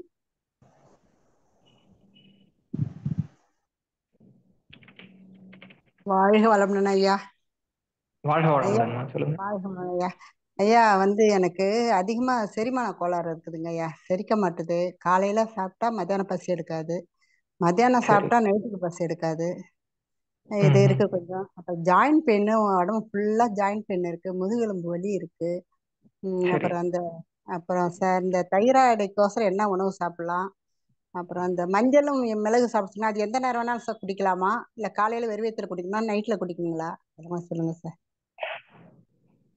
சரிங்க, ஃபர்ஸ்ட் மஞ்சள் மிளகு நம்ம காய்ச்சல் வர மாதிரி இருக்கிறப்ப உணவுல நம்ம மஞ்சள் தினசரி சேர்க்கணும், மிளகு தினசரி சேர்க்கணும், இது பழக்கமா வச்சிருக்கணும். இப்ப நான் சொன்ன முறையில எடுத்துக்கிறது வர மாதிரி சொல்லுங்க சார். ரொம்ப நேரம் முன்னாடி சாயங்காலம் மதிய உணவுக்கு முன்னாடி தைராய்டை முழுமையா ரிவர்ஸ் பண்ணக்கூடிய முறைகள். ஆமா, அதுதாங்க சொன்னேன். சரிங்க ஐயா, சரிங்க ஐயா. தைராய்டுக்கு உணவு சாப்பிடுறது இதெல்லாம் சாப்பிட்டா தைராய்டு குறையுங்களா? எது சாப்பிட்டா? இந்த மஞ்சள் மிளகு. இல்ல, அப்படி நான் சொல்லல. சொல்லுங்க ஐயா. தைராய்டு சரி செய்யக்கூடிய உணவு முறைகள் இருக்கு. தைராய்டு சரி பண்ணக்கூடிய ஒரு சில சத்துக்கள் எடுத்துக்கணும். செலினியம் சத்து எடுத்துக்கணும். இப்போ தைராய்டு சரி செய்யக்கூடிய உடல் ஹோமியோஸ்டாசிஸ் ஆகக்கூடிய உணவுகள் எல்லாமே எடுத்துக்கணும். எடுத்துக்கிறப்ப நார்மலா இருக்கும், அதிகமே அது ஆகாது. அதுக்கு என்ன உணவு எடுத்துக்கணும் மெயினா குறிப்பா தைராய்டுக்கு? செலினியம் அதிகமா இருக்கு அப்படின்னு அது இருக்கிற உணவுகள், நட்ஸ் டெய்லி எடுத்துக்கணும். சரிங்கய்யா. அதுக்கடுத்து உடல் என்ன தன்மையில இருக்குன்றத பார்த்துட்டு அதை சரி செய்யக்கூடிய முறைகள் எல்லாமே ஃபாலோ பண்ணணும். தைராய்டு நார்மலா ரிவர்ஸ் பண்ணணும் அப்படின்றப்ப நீங்க எனக்கு ஃபோன் பண்ணுங்க, நான் அந்த முழு முறைகள் சொல்றேன். அது காமனா எல்லாருக்குமே சொல்ல முடியாது. காமனா சொல்றது இதுதான், செலினியம் எடுத்துக்கணும். சரிங்க, தனியா நான் ஃபோன் பண்றேங்க தைராய்டுக்கு தனியா. அப்புறம் செரிமானம் ஆகவே மாட்டேன் எனக்கு அவ்வளவு சீக்கிரம். ஆனா மழை ஒரு நாளைக்கு 2 தடவை 3 தடவை போவேன். எப்படிங்கய்யா? ஃபாஸ்டிங் இருங்க. ஃபாஸ்டிங் உண்ணாவிரதம் தான் இருக்கணும். நிறைய இருக்கிறது. சிட்ரஸ் வகை பழங்கள் எடுத்துக்கணும். உண்ணாவிரதம் இருக்கணும். காலையில வெறும் வயிற்றுல எலுமிச்சம்பழச்சாறு, இஞ்சி சாறு, அப்புறம் தேன் 3யுமே சேர்ந்து கலந்து எடுத்துக்கணும். ஃபாலோ பண்ணுங்க. சின்ன தொந்தரவு இருந்தது அப்படின்னா இதுலயே சரியாயிரும். ப்ரோபயாட்டிக் செய்முறை கொடுத்துருக்குறோம். இந்த ப்ரோபயாட்டிக் ட்ரிங்க் எடுத்துக்கோங்க. பசி பயங்கரமா எடுக்கும் அதெல்லாம் எடுத்துக்கிறப்ப. அதான் சாப்பிடவே முடியாதுய்யா. ஒரு தோசை ஒரு இட்லி தான் சாப்பிடுவேன். தோசைனா ஒண்ணு, இட்லினா ஒண்ணு, அவ்வளவுதான். இதுக்கு மேல எனக்கு சாப்பாடே செல்லாது. சொல்லிட்டீங்க. அதான்யா. இப்ப ஜாயிண்ட் பெயின் எல்லாம் நிறைய இருக்குங்க எனக்கு. உடம்பு ஃபுல்லா ஜாயின் பெயின். இப்போ போன வாரம் நல்ல ஜுரம் வந்து கை கால்லாம் எனக்கு அப்படியே உழுந்த மாதிரி ஆயிடுச்சு. கை கால்லாம் வலி, அப்படி ஒரு வலி. ஒரு மாதிரி பிளட் டெஸ்ட் பண்ணி டாக்டர்கிட்ட போயிட்டு வந்து மாத்திரை மருந்து கால் பண்ணுங்க, நான் சொல்றேன். இந்த வலிகளுக்கும் தைராய்டுக்கும் கால் பண்ணுங்க. நன்றிங்கய்யா. வாழ்க வளமுடன் ஐயா. வாழ்க வளமுடன். நன்றிங்க. நன்றிங்கம்மா. வாழ்க வளமுடன். அடுத்ததாக வெண்ணிலா அம்மா அவர்கள். ஐயா வணக்கங்கய்யா. வணக்கம்மா, சொல்லுங்க. எங்க பேத்திக்கு பெங்களூர்ல இருக்காங்கய்யா. அவங்களுக்கு கன்னத்துல தேமல் வந்துட்டு இருக்குதுங்கய்யா. தமிழ்நாட்டுக்கு வந்தா சரியா போயிருது. ஆனா பெங்களூருக்கு மறுபடியும் போகணும்னா அந்த தேமல் வந்துருதுங்கய்யா. கன்னத்துல மட்டும்தாங்கய்யா இருக்குது. அது எதனாலங்கய்யா? அதுக்கு என்ன பண்ணலாங்கய்யா? ஃபர்ஸ்ட் அதுக்கு பெருங்குடல் சரியா வச்சிருக்கணும். மலச்சிக்கல் இல்லாம பாத்துக்கணும். பேதி கொடுங்க. பேதி கொடுத்துட்டு ப்ரோபயாட்டிக் ட்ரிங்க் நம்ம சொல்லியிருக்கிற முறை பாருங்க. ப்ரோபயாட்டிக் ட்ரிங்க் டெய்லி எடுத்துக்கணும். ஃபைபர் அதிகமா இருக்கக்கூடிய உணவுகள் எடுத்துக்கணும். நம்ம சொன்ன இந்த எம்ஆர்பி இது 3யுமே தவிர்க்கணும். பால் சார்ந்த பொருட்கள், ரீஃபைண்டு, பேக்கெட். இதுக்கு நம்ம சர்வசர்ம நிவாரணி தைலம் இருக்கு. அந்த தைலம் தேமல் இருக்கிற இடத்துல டெய்லி போட சொல்லுங்க. ரத்தத்தை சுத்தம் பண்ண மூலிகை இருக்கு, அதையே வாங்கி எடுத்துக்கலாம். சரிங்கய்யா. அப்புறம் எங்க சின்ன பெரிய பேத்திக்கு வந்து அடிக்கடி சளி பிடிச்சிக்குதுங்க. அவங்களும் பெங்களூர் தான் இருக்காங்க. சளி அடிக்கடி பிடிக்குதுங்க. அதுக்கு என்ன செய்யலாங்க? இன்னைக்கு சொன்ன எல்லா விஷயங்களுமா அதை செஞ்சிருங்களா? சரி சரிங்க. சிறுதானியத்தை நைட்ல சாப்பிடலாமாங்கய்யா? சுகர் இருக்கு எனக்கு. சிறுதானியத்தை இரவு சாப்பிடலாங்களா? ஜீரணம் ஆகுங்களா? ஜீரணம் நீங்க அரிசி சாதம் எடுக்கிறத விட ரொம்ப வேகமாவே ஜீரணம் ஆகும். அப்போ நிறைய பேர் சொல்லுவாங்க, நான் கிளியர் பண்றேன், நீங்க மியூட் போடுறதுன்னா போட்டுக்கோங்க. இப்ப நான் சொன்னேன் இல்லையா, உடல்ல மெமரின்றது இருக்கு அப்படின்ட்டு. நம்ம ஏதாவது ஒரு உணவை எடுத்துட்டோம்னா மெமரி, அது என்ன உணவு, அதுக்கு என்ன என்சைம்ஸ் டைஜஸ்ட் பண்ணணும் அப்படின்றது எல்லாமே உடல் பார்க்கும். சிறுதானிய உணவு முதல் நாள் எடுத்துக்கிறீங்க. முதல் நாள் எடுத்துக்கிறப்ப டைஜஷன் கஷ்டமா இருக்கும். 2வது நாள் எடுத்துக்கிறீங்க, முதல் நாள் விட ஈஸியா டைஜஸ்ட் ஆகும். 3வது நாள் எடுத்துக்கிறப்ப இன்னும் ஈஸியா டைஜஸ்ட் ஆகும். அப்ப அதுதான் பழக்கம் ஆகுது. அப்ப அது எடுக்கிறப்ப அது ஈஸியா டைஜஸ்ட் ஆக ஆரம்பிச்சிடும். சுகர் இருக்கிறது சிறுதானியங்கள் தான் எடுத்துக்கணும், அதான் ரொம்ப நல்லது. சுகர் செக் பண்ணிக்கோங்க. இப்ப நீங்க மருந்து எடுக்கிறீங்க, சுகருக்கு சிறுதானியங்களும் எடுத்துக்கிறீங்க அப்படின்றப்ப ரொம்ப கம்மியா இருக்க கூடாது. அப்ப சிறுதானியங்கள் எடுத்துக்கிறீங்க அப்படின்னா செக் பண்ணிக்கோங்க. சரிங்க. ராகி நைட்ல சேர்த்துக்கலாம் இல்லையா சுகர் இருக்கிறவங்க? ராகி சரிங்க. ஆனா களியா நான் சாப்பிடுறது இல்லைங்க. இது களி சாப்பிடலாமாங்க? எப்படினாலும் எடுத்துக்கலாம்னு சொன்னேன். ரொம்ப நன்றிங்க. வாழ்க வளமுடன். நன்றிங்கம்மா. வாழ்க வளமுடன். அடுத்ததாக தினேஷ் நந்தினி அவர்கள். உங்களுக்கு என்ன அவசரம்? வாழ்க வளமுடன் ஐயா. வாழ்க வளமுடன் ஐயா. இந்த வாயு சம்பந்தத்துக்காக நான் மருந்து எடுத்துக்கிறேங்க, யுனானி மருந்து. அப்ப அதை எடுக்கும்போது எனக்கு வந்து உடம்பு ஹீட் ஆயிடுது. மலம் கழிக்கிறதுக்கு, அதனால என்னன்னு தெரியல, மலம் கழிக்கிறதுக்கு ரொம்ப கஷ்டமா இருக்கு. நீங்க ஏற்கனவே கேட்டிருக்கிறேன் உங்ககிட்ட, கத்தாழை எடுக்க சொன்னீங்க சாப்பிட்றதுக்கு முன்னாடி. எனக்கு நல்ல இம்ப்ரூவ்மெண்ட் இருந்ததுங்க ஐயா. இருந்துச்சு. அதே சரிங்க மாதிரி வந்து தூங்குறதுக்கு முன்னாடி சுடுதண்ணில என்ன பண்ணுவோம்னா, நம்ம கடுக்கா பொடி இன்னும் திரிபலா சூர்ணம் சேர்த்து சாப்பிடுவோங்கய்யா. அதுக்கப்புறம் நல்லா இருந்துச்சு. மோஷன்லாம் ஃப்ரீயா இருந்துச்சு. இப்போ மறுபடியும் மருந்து எடுக்கிறேன். கொஞ்சம் நல்லா சூடு தெரியுது. ஆனா மறுபடியும் இப்போ எனக்கு மோஷன் போறதுக்கு சிரமமா இருக்குது. நைட்ல சரி நானு அந்த கடுக்கா பொடியோ இல்ல திரிபலா சூர்ணம் சாப்பிட்டாலும் எனக்கு மார்னிங் வந்து நம்ம எக்ஸசைஸ்லாம் நான் பண்ணிட்டு தான் இருக்கேன். ரெகுலரா பண்ணிட்டு இருக்கிறேன். அப்படியும் கொஞ்சம் கஷ்டமா இருக்கு. மலம் கட்டி கட்டியா வருது. ரொம்ப கட்டி கட்டியா வருதுங்க ஐயா. சரிங்க. அதுக்கு என்னங்க ஐயா தீர்வுங்க? இப்ப யுனானி மருந்து எடுக்க ஆரம்பிச்சோடனே இது மாதிரி ஹீட் ஆகி மோஷன் சரியா கழிய மாட்டேங்குதுன்னா யார் மருந்து கொடுத்தாங்களோ அந்த டாக்டர்கிட்டே கேளுங்க என்ன செய்யறதுன்றது, அதுதான் கரெக்ட். இப்ப நம்ம கிட்ட வர்றதுன்னா அந்த மருந்துகள் எடுக்கக்கூடாது. நம்ம ஃபோன் பண்ணுங்க, சரி. இதுக்கு என்ன தீர்வு அப்படின்றத நான் சொல்றேன். ஆமாங்க. நான் அந்த மருந்து விட்டுன்னு தான் நினைக்கிறேங்க. இப்ப எனக்கு முக்கியமான ஒரு கேள்விங்க ஐயா. இப்போ சரி ஒரு மருந்து நம்ம சாப்பிட்றோம்னு வச்சுக்கோங்களேன் ஐயா. அந்த மருந்து நம்மளுடைய நோயை குணப்படுத்துதுன்னு நம்ம எப்படிங்க புரிஞ்சுக்கிறது? அப்படி இல்ல அந்த மருந்து நம்மளுடைய நோயை வந்து அழுத்தி வைக்குதுன்னு எப்படிங்க கண்டுபிடிக்கிறது? என்ன வைக்குதுன்ட்டு? இப்போ நான் ஒரு மருந்து சாப்பிட்றேன். உதாரணத்துக்கு இந்த யுனானி மருந்தே நான் சாப்பிட்டேங்கய்யா. ஒரு 10 வருஷத்துக்கு முன்னாடி சரி சாப்பிட்டேன். இந்த மாதிரி வாயு சரிங்க. சம்பந்தப்பட்ட தொல்லை இருந்ததுனால வாதம் பிரச்சனை, வாயு சம்பந்தப்பட்ட சொல்லுங்க. பிரச்சனை. அப்ப நான் எடுத்துக்கிட்டேன். ஒரு 5 இயர்ஸ் 3 இயர்ஸ் எடுத்துக்கிட்டேன். எனக்கு குணம் ஆயிடுச்சு. வெயிட் நல்லா இன்க்ரீஸ் ஆயிடுச்சுங்கய்யா. இப்போ சரி நான் அதே ஒரு 10 வருஷம் பொறுத்து எனக்கு மறுபடியும் அந்த மாதிரி தொந்தரவு இருக்குது.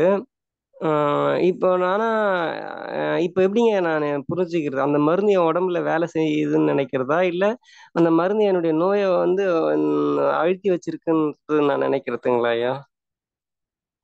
நான் கேட்கறது புரியுதுங்களா ஐயா? அந்த மருந்து என்னுடைய நோயை சப்ரஸ் பண்ணி வச்சிருக்குன்னு நினைக்கிறதா? இல்ல சரி பண்ணுதுன்னு எப்படிங்க என்ன கண்டுபிடிக்கிறது? கேக்குதுங்களா ஐயா? வாழ்க வளமுடன்.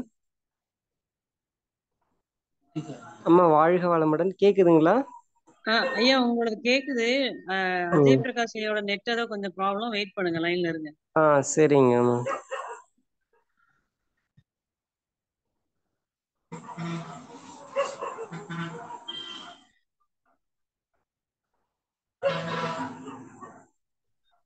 ஐயா வாழ்க வளமுடன்.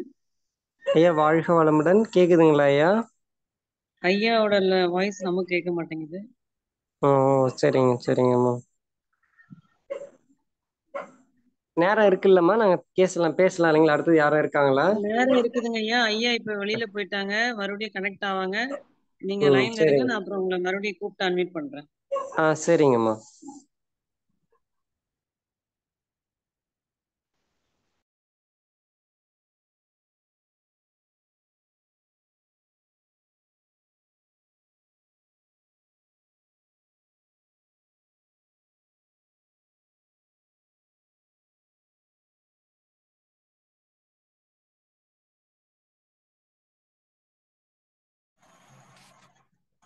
வாழ்க வளமுடன். வாழ்க வளமுடன் ஐயா. தினேஷ் நந்தினி அவர்கள். வாழ்க வளமுடன். ஐயா கேக்குதுங்களா? கேக்குதுங்க ஐயா. ஐயா நானு சொன்னது கேக்குதுங்களா ஐயா? நான் வாயு சம்பந்தப்பட்ட பிரச்சனைக்காக ஒரு 10 இயர்ஸ்க்கு முன்னாடி மருந்து எடுத்தேங்க ஐயா. இப்ப மருந்து வேலை செய்யுதா இல்ல அது வேலை செய்யலையான்னு எப்படி கண்டுபிடிக்கிறது? கண்டுபிடிக்கிறது? உணருது. ஆமா, நம்ம உடம்பளவுல உடல் வந்து கன்ஸ்ட்ரக்டிவா மாற ஆரம்பிச்சிருச்சு, ஹெல்த் நோக்கி போக ஆரம்பிச்சிருச்சு, உங்க பிரச்சனை தீர ஆரம்பிச்சிருச்சு அப்படின்னா அது வேலை செய்யுதுன்னு அர்த்தம். அதோட சேர்த்து ரூட் காஸோட சரியாகணும். எப்படி இருந்தாலும் மருந்துன்றது அந்த நோயை சரி பண்ணும். அதுக்கு அடுத்து மருந்து இந்த நோய் எதனால வருதுன்றது கண்டுபிடிச்சு நீங்க அந்த அந்த ரீசனை அகற்றணும். இப்ப வாய் தொந்தரவு இருக்கு அப்படின்னா உணவு சரியா இருக்கா, உணவு வேகமா சாப்பிடுறீங்களா, மைண்ட்ஃபுல்லா சாப்பிடாம இருக்கீங்களா, இதெல்லாமே செக் பண்ணணும். மருந்து எடுத்துட்டு சரியானதுக்கு அப்புறம் அப்ப உணவு வேகமா எடுத்துக்கிறது, சரியா ஜீரணம் ஆகிற உடற்பயிற்சி எல்லாம் செய்யாம இருக்கிறது, இப்படி செய்யறப்ப அந்த பிரச்சனை திரும்ப வர்றதுக்கு தான் வாய்ப்பு இருக்கு. நம்மளுடைய உடற்பயிற்சி 12 வருஷமா தொடர்ந்து எப்ப நம்ம மன்றத்துல சேர்ந்தனோ அன்னில இருந்து இது வரைக்கும் நான் நிறைய ரீசன், என்ன ரீசன் அப்படின்றது நம்ம பாக்குறப்பதான் தெரியும். உடற்பயிற்சின்றது ஒரு எக்ஸாம்பிள், அது மட்டும் கிடையாது. உண்மைதாங்க. நீங்க நான் சொல்ற மாதிரி இந்த வேகமா சாப்பிடும்போது அந்த மாதிரி வாயு தொந்தரவு வந்து அதிகமாகுது. அதே மாதிரி அந்த உணவு பழக்க வழக்கங்கள் அதிகமா கொஞ்சம் கடலை, ஈவினிங் டைம்ல கடலை, அந்த மாதிரி வேர்க்கடலை, இந்த மாதிரி சுண்டல் எல்லாம் எடுத்துக்கும் போதும் இந்த மாதிரி எனக்கு கொஞ்சம் உருளைக்கிழங்குலாம் அதிகமா எடுத்துக்கிட்டோம்னா எனக்கு இந்த மாதிரி சம்பந்தமான பிரச்சனை வருதுங்க ஐயா. ஆமா, அந்த ரீசன் சரி பண்ணணும், சரி ஆயிருங்க. சரி, நன்றிங்க. சரிங்க ஐயா, வாழ்க வளமுடன். வாழ்க வளமுடன். ஐயா ஒரு நன்றிங்க ஐயா. அம்மா ஒரு நிமிஷமா. அம்மா ஒரு நண்பர் ஒருத்தர் கேட்கிறாரு, ஆசன வாயில எரிச்சலா இருக்குங்களா? ஒரு நிமிஷம் பேசுங்க, நம்ம பேசுவோம். வாழ்க வளமுடன் மேடம். ஐயா கிட்ட பேசு. ஐயா ஐயா வாழ்க வளமுடன் ஐயா, சொல்லுங்க. ஐயா, சாப்பிட்ட உடனே மலம் வந்துடுச்சு ஐயா, அதனால ஆசன வாயில் எரியுது, அதுக்கு என்ன தீர்வு? சாப்பிட்ட உடனே மலம் கழியக்கூடாதுங்கய்யா, அது தப்பு. ஆசன வாய் பகுதியில எரிச்சல் இருக்கு, எப்பயில இருந்து இருக்கு உங்களுக்கு? இது ஒரு 3 மாசமா இருக்குதுங்க ஐயா. சரிங்க, எனக்கு கால் பண்ணுங்க, நான் சொல்றேன். கேஸ் ஹிஸ்டரி எடுக்கணும், என்னன்றது பார்க்கணும். இல்ல நேர்ல வரதா மதுரை. சரிங்க, நான் அவருக்கு சொல்றேங்க ஐயா. நன்றிங்க ஐயா, வாழ்க வளமுடன். நன்றிங்க ஐயா, வாழ்க வளமுடன். அடுத்ததாக மல்லிகா அம்மா அவர்கள். ஐயா வாழ்க வளமுடன் ஐயா. வாழ்க வளமுடன், சொல்லுங்க.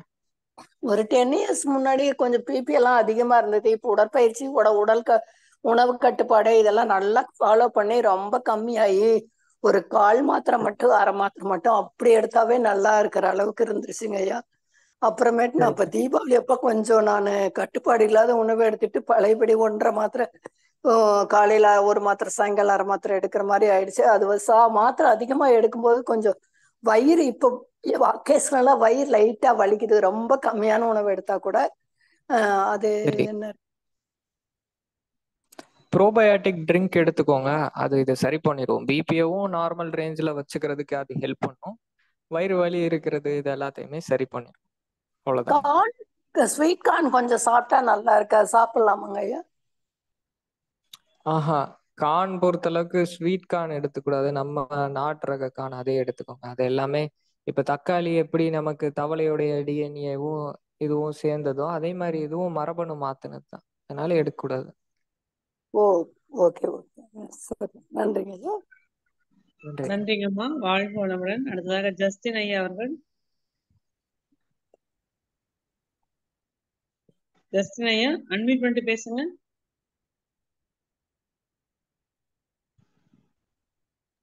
ஹலோ, கேக்குதுங்க ஐயா, ஐயா சொல்லுங்க. Hello, good evening sir. Good evening sir. எனக்கு 2 ப்ராப்ளம் இருக்கு சார். எனக்கு வீசிங் ப்ராப்ளம் ஒரு 2 இயர்ஸா இருக்கு சார். என்னோட அம்மா அப்பா 2 பேத்துக்குமே இருக்கு. இப்போ ஒரு 2 இயர்ஸா எனக்கு இந்த ப்ராப்ளம் எனக்கு 2 சிம்டம்ஸா காட்டுது. ஒன்று வந்து மூச்சு விட கஷ்டமா இருக்கு, இன்னொன்று வந்து அங்கங்க கம்பளி பூச்சி கடிச்ச மாதிரி அங்கங்க வீங்குது. இது வந்து நவம்பர் டிசம்பர்ல மட்டும்தான் எனக்கு இந்த ப்ராப்ளம் வருது சார். ஓ சரி. இன்னொரு ப்ராப்ளம் வந்து இன்னொரு ப்ராப்ளம் வந்து எனக்கு ரைட் கிட்னி லெஃப்ட் கிட்னி ரெண்டுலையுமே ஸ்டோன் ப்ராப்ளம் இருக்கு. ரைட் கிட்னில வந்து 12 mm இருந்துச்சு, லெஃப்ட் கிட்னில வந்து 6 mm 5 mm இருந்துச்சு. எல்லாத்தையும் வந்து டிசால்வ் பண்ணிட்டேன். திருப்பியும் வந்து இன்னொரு ஸ்கேன் எடுத்து செக் பண்ண சொன்னாங்க. ஆனா இது வரைக்கும் நான் செக் பண்ண நல்லா கியூரா தான் இருக்கு. ஆனா இடையில யூரின் வந்து பிளட்டா போகுது எனக்கு. அதுக்கப்புறம் இளநீல இந்த வெந்தயத்தை கலந்து குடிச்சேன்னா நார்மலா ஒயிட் ஆகுது சார்.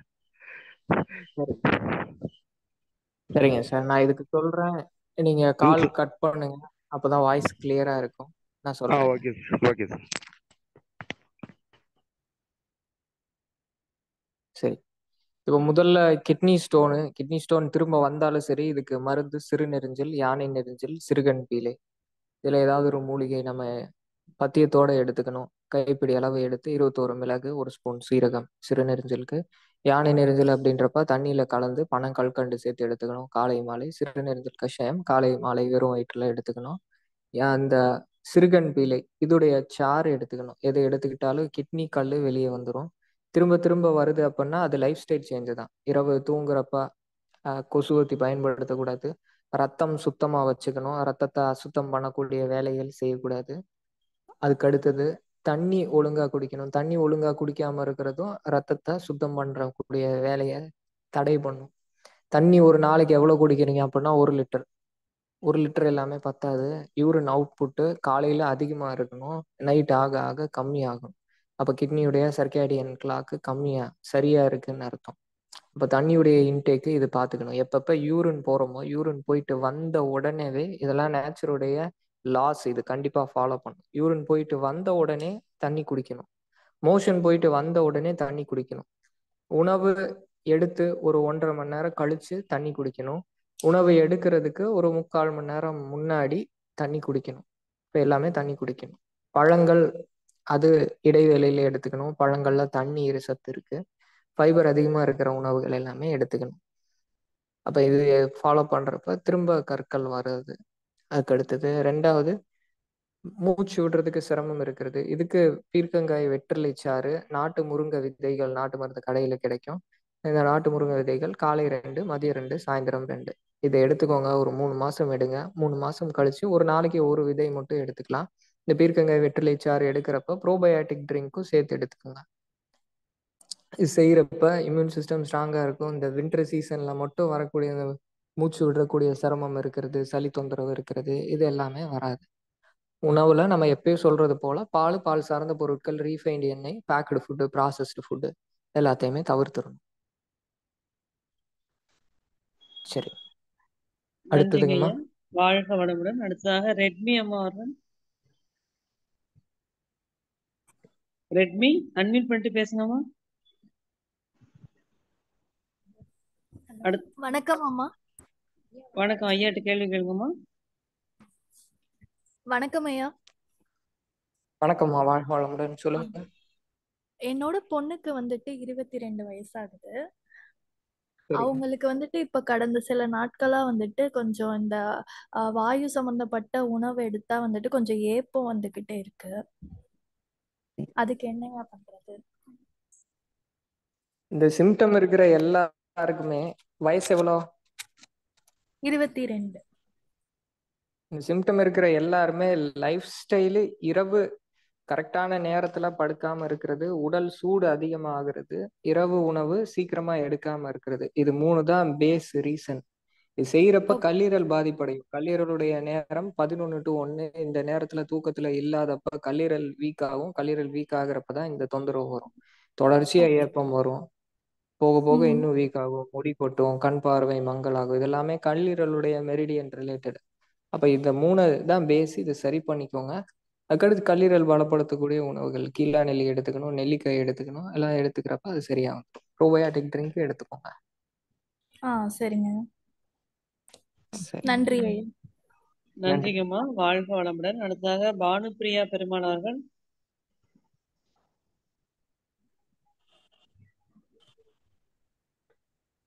ஹலோ ஐயா, பேசுங்க. வாழ்க வளமுடன். ஐயா, வாழ்க வளமுடன் ஐயா. கேக்குதுங்க ஐயா? என்னுடைய மகனுக்குங்க 6 வயசு. அவன் இந்த ரத்தம் ஏதோ சம்மந்தப்பட்டதை பார்த்தா அப்படியே மயக்கம் போட்டு விழுந்து போயிடுறாங்க ஐயா. சரிங்க. அதுக்கு என்ன ஐயா பண்றது? பாரம்பரிய பயிற்சி பண்ணுங்கம்மா. மற்றபடி இதுக்கு ஸ்பெசிபிக்கா என்னன்றது எனக்கு தெரியல. ஒரு விஷயத்த பார்த்து பயப்படுறப்ப ஹிப்னோ தெரப்பி பயப்பட்டு எடுத்துக்கலாம். பதட்டமா இப்ப ஒரு தாட்டி திட்டிவிட்டாவோ ஏதோ சொல்லிவிட்டாவோ பயந்துக்கிறான். பயந்த உடனே அப்படியே திடீர்னு மயக்கம் போட்டு விழுந்து போயிடுறாங்க ஐயா. இன்னும் எந்த இதுவும் டாக்டர் இதெல்லாம் போய் இன்னும் பாக்கலீங்கய்யா. 2 தாட்டி இது மாதிரி பண்ணிட்டான். சரிங்க. இதுக்கு மலர் மருத்துவம் கொடுங்க. மலர் மருத்துவர் எனக்கு வாட்ஸ்அப் பண்ணுங்க. மலர் மருத்துவர் நம்பர் நான் அனுப்புறேன். மலர் மருத்துவம் கொடுங்க, சரியாயிரும். ஐயா, நம்பர், உங்களுடைய நம்பர்? என்னுடைய நம்பர் 96 சொல்லுங்க. 777 96 777 777 84 84 174. 174. சரிங்க. சரி, ஓகேங்க. இது வந்து பயம் வருது அப்படின்னாலே கிட்னி மெரிடியன் வீக்கா இருக்குன்னு அர்த்தம். அப்ப தண்ணி சரியா குடிக்கணும். பாரம்பரிய உடல் பயிற்சி, சிலம்பம், களரி போயிட்டு வர்ம உடல் பயிற்சி, மெய்யடக்கம் உடல் பயிற்சி இதெல்லாமே செய்யணும். இதெல்லாம் செய்யறப்ப அதெல்லாமே சரியாயிடும். திரும்ப வேற தொந்தரவுகள் இருக்காது. சரிங்க. அதனால அவனை திட்டுறதும் இல்ல, அப்புறம் ரிலாக்ஸா வச்சுட்டு இருக்கிறேங்க. அதான் நீர் மண்டலத்தை சரி பண்ணணும். அது சரியா வச்சுக்கோங்க. சரிங்க ஐயா. நன்றிங்க ஐயா. நன்றிங்கம்மா. வாழ்க வளமுடன். அடுத்ததாக கீதா அம்மா அவர்கள்.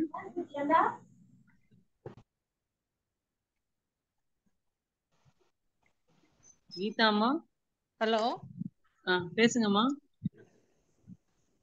ஹலோ கேக்குதுங்கம்மா, நீங்க கேள்வி கேளுங்க. வாழ்க வளமுடன். நீங்க எக்ஸ்பிளைன் பண்ணது நல்லா இருந்ததுங்க, யூஸ்ஃபுல்லா இருந்தது. ஹலோ சரி. ஹலோ அம்மா கிளியரா கேக்குது, நீங்க பேசுங்கம்மா. உடம்புல கொழுப்பு கட்டி மாதிரி இருக்குது சார். அதுக்கு சரிங்க. அதுக்கு கொழுப்பு என்ன கட்டி கரையிறதுக்கு முழுக்க முழுக்க இயற்கை உணவுல இருக்கணும். சரிங்க பழங்கள், பச்சை காய்கறிகள், வேக வச்ச காய்கறிகள், இது ஓகே மட்டும்தான் எடுத்துக்கணும். இதுல நம்ம ரிசல்ட் பார்த்துருக்குறோம். கொழுப்பு கட்டி எல்லாமே கரைஞ்சிருக்கு. ஓகேங்க சார். இது ஓகேங்க, தேங்க்யூ. அப்புறம் நீ பெயின் இருக்குதுங்க, ஸ்வெல்லிங் இருக்கு நீ கிட்ட. வயசு உங்களுக்கு? நான் 53 ஆச்சுங்க. சரி, இது வரைக்கும் எக்ஸ்ரே எதுவும் எடுத்திருக்கீங்களா? எடுத்திருக்கோம் சார். அதுல ஒன்றும் முட்டு தேய்மானமெல்லாம் இல்லைன்னு சொல்றாங்க. சரி சரிங்க. இந்த நீ பெயின் இருக்கு, நடக்க ஸ்டெப்ஸ் ஏற முடியல, கொஞ்ச நேரம் நிக்க முடியல. சரி, ஓகேங்கம்மா. நான் இப்ப சொல்றேன்.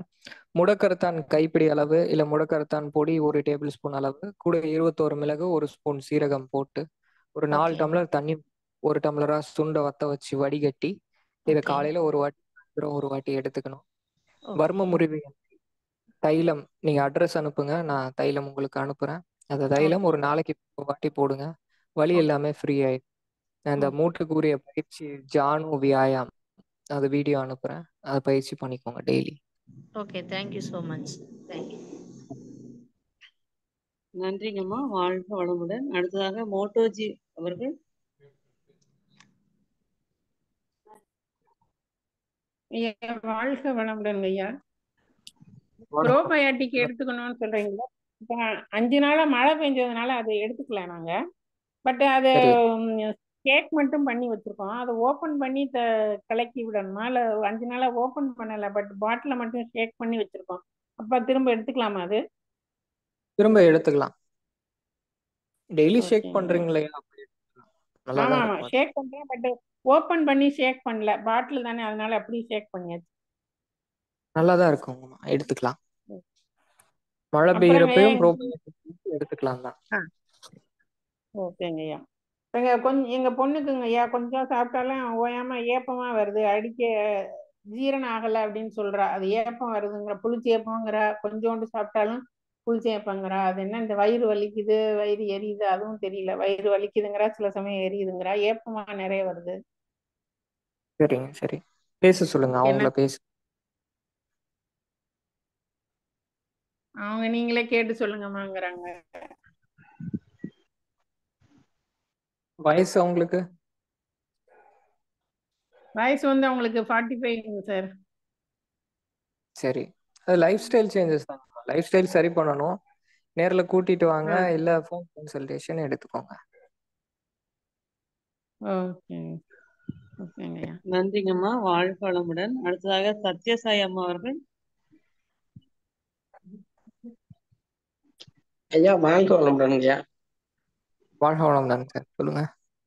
அது காளான கழுவாம எப்படியா சாப்பிடுறது? அதுல நிறைய டஸ்ட் எல்லாம் இருக்குமே, அப்படியே எது? தண்ணியில காளான் காளான். ஆமா, காளான் கழுவிதான் எடுத்துக்கணும். நீங்க கழுவி சொல்லுங்க. அதுக்கப்புறம் நீங்க வெயில்ல வைங்க, வெயில்ல வச்சு அதுக்கப்புறம் எடுத்துக்கலாம். அப்புறமும் கழுவிட்டு தானே உபயோகிக்கணும். திருப்பியும் ஒரு கழுவு வெயில்ல வைக்கும்போது திருப்பவும் டஸ்ட் எல்லாம். ஆமா, திரும்ப நீங்க லேசா கழுவிக்கலாம் தான், தப்பு இல்லை. அப்புறம் இங்க நீங்க அந்த டிபிகே ரோட்ல தானே இங்க இருக்கீங்க? டிராவலர்ஸ் பங்களா ரோடு, இது ஆமா, பாலிடெக்னிக் ரோடு தானே? அந்த இது ஒரு ஜீவ சமாதி பின்னால தானே இருக்கீங்க? ஆமா ஆமா, அங்கதானே, மதுரை தானே? அதே இடம் தான். சரிங்க. அப்புறம் எங்க அக்காவுக்கு 70 வயசுயா, கொஞ்சம் வெள்ளை அதிகமா படுதுங்கய்யா. அதுக்கு என்ன செய்யலாம்? ஒரு கை மருந்து இப்போதைக்கு. சோத்துக்கத்தால தோல் சீவி கைப்பிடி அளவு எடுத்து, இப்ப இந்த கிளைமேட்லனா முடியாது, ஆமாங்கய்யா. வெயில் எடுத்துக்கலாம். அப்ப இப்ப என்ன செய்யலாம் அப்படின்றப்ப அசோகா அரிஸ்டம் சித்தா மெடிக்கல்ஸ்ல கிடைக்கும். அசோகா அரிஸ்டம் காலைல ஒரு வாட்டி, சாயங்காலம் ஒரு வாட்டி, ஒரு நாளைக்கு 3 வாட்டி எடுத்துக்க சொல்லுங்க. வெளிப்படுதல் கம்மியாயிரும். சானிட்டரி நாப்கின் தான் யூஸ் பண்ணணும். வாரத்துல 2 வாட்டி எண்ணெய் தேய்ச்சி குளிக்கணும். இரவு அதிகமா கூடாது. இரவு தூக்கம் 11 மணி தூக்கத்துல இருக்கணும். அது மாதிரி பாத்துக்கோங்க. அசோகாரிஸ்டமாயா? ஆமாங்க. அது என்னதுங்கய்யா அசோகாரிஸ்டங்கிறது? அது டானிக். என்ன கம்பெனியா வாங்க? இன்காப்ஸ் கம்பெனி வாங்கிக்கோங்க. சரிங்க சரிங்கய்யா, வாழ்க. நன்றிங்கம்மா, வாழ்க வளமுடன். அடுத்ததாக நாராயணன் அவர்கள்.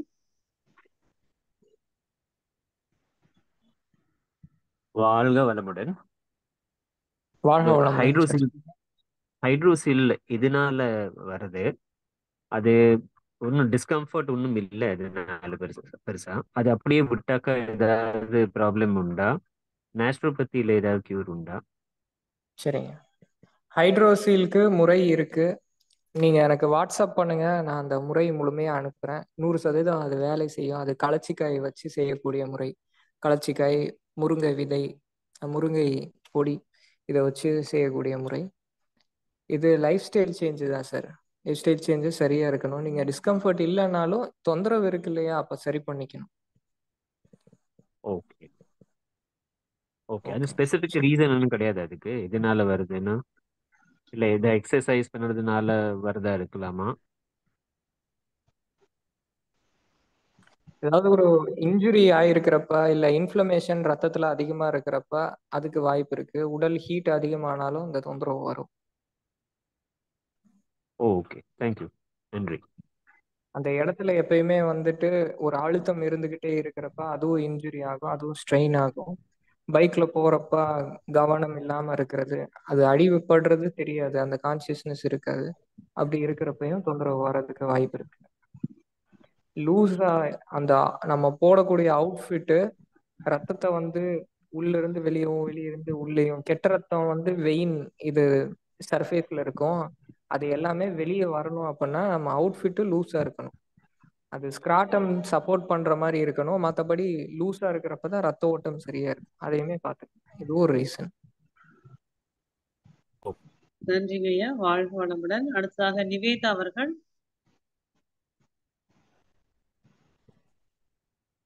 நிவேதா அம்மா, அன்மியூட் பண்ணிட்டு பேசுங்கம்மா. வாழ்க வளமுடன். அடுத்ததாக கண்ணகி அவர்கள். ஹலோ. பேசுங்கம்மா நிவேதாம்மா. Hello sir, good evening sir.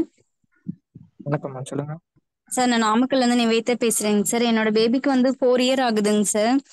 தம்பிக்கு வந்து அடிக்கடி ஸ்டொமக் பெயின் இருக்குன்னு சொல்லிட்டு நாங்க கேஎம்சிஹெச்ல பார்த்தோங்க சார், கோயம்புத்தூர்ல. அப்ப வந்து எல்லா ஸ்கேனும் பண்ணிட்டு பித்தப்பையில வந்து ஸ்டோன் இருக்கு, 6.6 mm இருக்கு, அது வந்து ஆப்ரேஷன் பண்ணணும் அப்படின்ற மாதிரி சொல்லியிருந்தாங்க. நாங்க அப்புறம் மற்ற டாக்டர்ஸ்டையும் சஜஷன் கேட்கலான்னு சொல்லி மறுபடியும் 2-3 ஹாஸ்பிட்டல்ல பார்த்தோங்க சார். அவங்க வந்து ரொம்ப சிவியர் பெயின் இருந்து அந்த மாதிரி இருந்தாதான் ஆப்ரேஷன் போகணும், இல்லைன்னா தேவையில்லை அப்படின்னு சொல்லிட்டாங்க. அதுக்கு வந்து இப்ப நம்மளோட ஏதாவது பண்ணலாமாங்க சார்? நம்மளோட இதுல மருந்துகள் இருக்குங்கம்மா. இந்த மருந்துகள் எடுத்துக்கணும். எடுக்க ஆரம்பிச்சிட்டா கரைய ஆரம்பிச்சிரும். ஆனா ஒரு ரிசல்ட் பாக்குறதுக்கு ஒரு 6 மாசம் இருக்கும். ஆனா கண்டிப்பா குறைஞ்சிரும், கரையும். நம்ம கொடுத்து நார்மல் ஆயிடுமாங்க சார்? நார்மல் ஆயிரும், லேட் ஆகும். நம்ம கிட்னி ஸ்டோன் உடனே வெளியேறிடும். பித்தப்பை கல்லு லேட் ஆகும். கரெக்டா ஃபாலோ பண்ணணும் அது. ஓகேங்க சார். அதுக்கு வந்து இப்ப நம்ம கிட்ட மருந்தா இருக்காங்க சார்? மருந்து இருக்கு. பேபிக்கு வந்து கொடுக்கலாமாங்க சார்? 4 இயர் பேபிக்கு 4 இயர் பேபிக்கு உண்டான மருந்துகள் ப்ரிப்பேர் பண்ணி தான் கொடுக்கணும். அந்த ப்ரிப்பேர் பண்ணிட்டு கொடுக்குறேன், அதை எடுத்துக்கலாம். ஓகேங்க சார். வேற என்னங்க சார் ஃபுட் ஐட்டம் நாங்க என்ன ஃபாலோ பண்ணலாம் உங்களுக்கு? உணவுல எப்பயுமே ரீஃபைண்ட் ஆயில், கொழுப்பு கம்மியா தான் எடுத்துக்கணும். கொழுப்பு எடுத்துக்கிறது முழுமையா தவிர்க்க வேணாம், ஆனா அளவு கம்மியா எடுத்துக்கோங்க. இன்ஃப்ளமேட்டரி உணவுகள், இந்த பால் சார்ந்த பொருட்கள், ரீஃபைண்ட் எண்ணெய் சேர்ந்தது, packet food, processed food, broiler கோழி இதெல்லாமே தவிர்த்துடணும். ஓகேங்க சார். ப்ரோபயாட்டிக் ட்ரிங்க் கொடுங்க, அது நல்ல மாற்றத்தை கொண்டு வரும். வலி எல்லாத்தையுமே ரிலீஃப் பண்ணும் அது. ஆனா இப்போலாம் பெயின்லாம் எதுவும் இல்லைங்க சார், நார்மல் ஆயிட்டாங்க. ஆனா அந்த ஸ்டோன் இருக்குன்னு சொன்னனால சரி அதை சரி பண்ணிக்கலான்ட்டு நான் உங்ககிட்ட கேக்குறேன். சரிங்க, எப்படி இருந்தாலும் ப்ரோபயோட்டிக் ட்ரிங்க் எடுத்துக்கோங்க. ஓகேங்க சார். இப்போ உங்ககிட்ட மருந்து வாங்கணும்னா எப்படிங்க சார், நாங்க எங்க இருந்துட்டே உங்ககிட்ட ஆர்டர் பண்ணி வாங்கிக்கலாமா இல்ல உங்களை நேர்ல பார்த்துட்டு வாங்கணுமா? இது என்னுடைய வாட்ஸ்அப் நம்பர் தாங்கம்மா. என்னுடைய நம்பர் நான் ஏற்கனவே சொல்லியிருக்கிறேன். அதில் ஓகே. கன்சல்டேஷன் வேணும்னு போடுங்க, நான் டேட்டு டைம் அனுப்புகிறேன். அதில் ஏதாவது ஒரு டைம் ஃபிக்ஸ் பண்ணி நீங்கள் ஃபோன் கன்சல்டேஷன் எடுத்துக்கலாம். நேரில் வரதா இருந்தால் மதுரை வரலாம். ஓகேங்க சார். ஆனா இப்போ இதுதான் ப்ராப்ளம் அப்படிங்கிறப்ப நீங்க இப்படியே சொல்யூஷன் சொல்லி மருந்து கொடுத்தாலே எங்களுக்கு ஓகே தானேங்க சார்? ஃபோன் கன்சல்டேஷன் எடுத்துக்கலாம் தான். ஓகேங்க சார். ஓகேங்கம்மா, நன்றிங்க. ஓகேங்க சார், தேங்க்யூங்க சார். நன்றிங்கம்மா. வாழ்க வளமுடன். அடுத்ததாக கண்ணகி அம்மா அவர்கள்.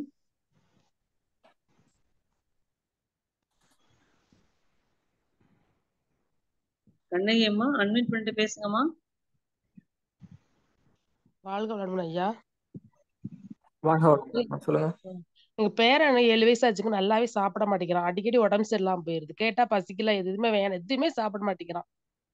அடிக்கடி சரி எனக்கு உடம்பு சரியில்லாம போயிருது. சரி சரிங்க. அது என்ன, அவன் ப்ரோபயோட்டிக் ட்ரிங்க் சாப்பிடுறதுக்கு என்ன கொடுங்க, இது எல்லாமே சரியாயிடும். அது பீர்க்கங்காய் சாப்பிடாமலே வெத்தலை இருக்கான். சாறு கொடுக்கணும், ப்ரோபயோட்டிக் ட்ரிங்க் வெத்தலை சார், எடுத்துக்கணும்.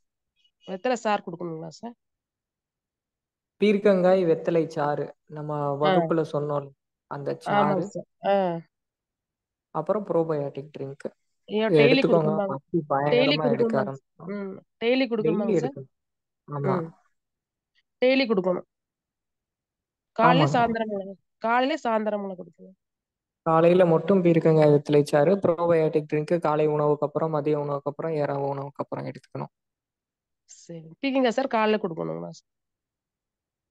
அதுதாங்க சொன்னேன். சரி, தேங்க்யூ சார். வாழ்க வளமுடன். நன்றிங்கம்மா. வாழ்க வளமுடன். அடுத்ததாக ஹர்ஷினி அவர்கள். வாழ்க வளமுடன் ஐயா. வாழ்க வளமுடன், சொல்லுங்க. நீங்க அந்த மஞ்சத்தூள் டெய்லி போட்டு சாப்பிடணும்னு சொன்னீங்க இல்லையா? மஞ்சளும் மிளகும் சேர்ந்தது. இங்க பச்சை மஞ்சள் தான் கிடைக்குது. சரி, அத சாப்பிடலாமா? அளவு ஏதாவது இருக்குங்க? விரலி மஞ்சள் பொடி பண்ணி வச்சு அதை எடுத்துக்கோங்க, அது பெஸ்ட். அது நம்ம கொடுத்துருக்கோம். அந்த பச்சை மஞ்சள் ஃப்ரெஷ்ஷா கிடைக்குது. சரி, விரலி மஞ்சள் கிடைக்காம இருக்கா? ஆமா, பச்சை மஞ்சள் எடுத்துக்கலாம் தான், தப்பு இல்லை. நம்ம கொடுத்தது, நம்ம எக்ஸ்பீரியன்ஸ் பண்ணது அந்த பொடி தான். சரி. அப்புறம் இன்னொரு இது, அந்த ப்ரோபயோட்டிக் ட்ரிங்க் தயார் பண்ண சொன்னீங்க இல்லைங்கய்யா, அது இப்போ ஒரு நாள்ல ரொம்ப புளிச்சு போயிடுது, அது குடிக்கலாமா? ரொம்ப புளிச்சிருச்சுனாலும் கெட்டு போகாம இருக்கிறப்ப குடிக்கலாம். வெளியே மேல ஒரு லேயர் ஃபார்ம் ஆனாதான் கெட்டு அந்த மாதிரி ஆகல. ஆகல அப்படின்னா குடிக்கலாம். ரொம்ப உங்களால குடிக்க முடியல அப்படின்னா நீங்க அதுலயே இன்னும் அரிசி கஞ்சி சேர்த்து அதை எடுத்துக்கோங்க.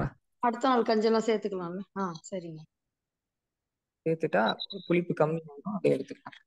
சரிங்க, சரி, நன்றிங்க. வாழ்க வளமுடன். நன்றிங்கம்மா. வாழ்க வளமுடன். அடுத்ததாக ஸ்ரீ அவர்கள். வாழ்க வளமுடன் ஐயா. வாழ்க வளமுடன், சொல்லுங்க. என்னோட தம்பி பையனுக்குங்க ஐயா 6 வயசு ஆகுது. அவனுக்கு இந்த முன்னாடி உள்ள பல்லு எல்லாமே சொத்த பல்லா இருக்கு, பல்லு முளையவே மாட்டேங்குதுங்க ஐயா. அது என்ன வளர்ந்துருச்சா எல்லாமே? இல்லைங்க, வளரவும் இல்லை விழவும் இல்லைங்க ஐயா. அது அப்படியே எல்லாமே சொத்தையா அப்படியே கரை அடிச்ச மாதிரி இருக்குங்க ஐயா எல்லாமே.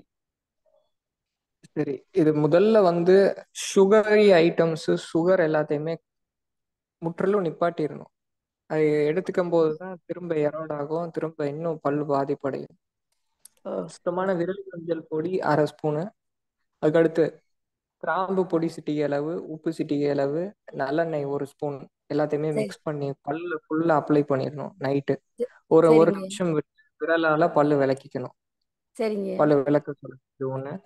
அப்புறம் காலையில பல்பொடி தான் பயன்படுத்தணும், கடுக்கை சேர்த்து பல்பொடி இது யூஸ் பண்ணணும். நம்ம கிட்ட பல்பொடி இருக்கு, வாங்கிக்கலாம். பல்பொடி செய்முறையை நம்ம சொல்லியிருக்கிறோம், அதை நீங்க செய்ய முடியுங்க. அந்த பல்பொடி பயன்படுத்துறப்ப மேற்கொண்டு பாதிப்பாகாம இருக்கும். அதுதான் மெயின் ரீசன் வந்து நம்ம சுகர் ஐட்டம் எடுக்கிறப்ப அது திரும்ப வாய் கொப்பளிச்சுக்கணும், இல்லை அது எடுக்காம இருக்கணும். இது மியூகேசல் இம்யூனிட்டியை கம்மி பண்ணிடும். அப்போ இந்த தொந்தரவு வரும். அதாவது கால்சியம் பாஸ்பரஸ் அதிகமாக இருக்கிற உணவுகள் கொடுங்க, பல்லு வளர்ச்சி நல்லா இருக்கும், உறுதியாக இருக்கும். அந்த குழந்தைக்கு வந்து பால், இந்த சாக்லேட்டு, ஸ்வீட்ஸே எதுவுமே கொடுக்கறதே இல்லைங்கய்யா. அவனுக்கு சரி, அவனுக்கு ஸ்வீட்டே கொடுக்காம தான் வளர்த்துட்டு இருக்கோங்க ஐயா அவனுக்கு. அது சரிதான். முருங்கை கொடுங்க, வாரத்துல 2 வாட்டி எண்ணெய் தேய்ச்சி குளிக்க வைங்க, செக்கு நல்லெண்ணெய் சுடுசாதத்துல ஊத்தி சாப்பிட சொல்லுங்க. எல்லாம் சரிங்க செய்யறப்ப பால் ஊறும். சரிங்க சரிங்க, ரொம்ப நன்றிங்க ஐயா.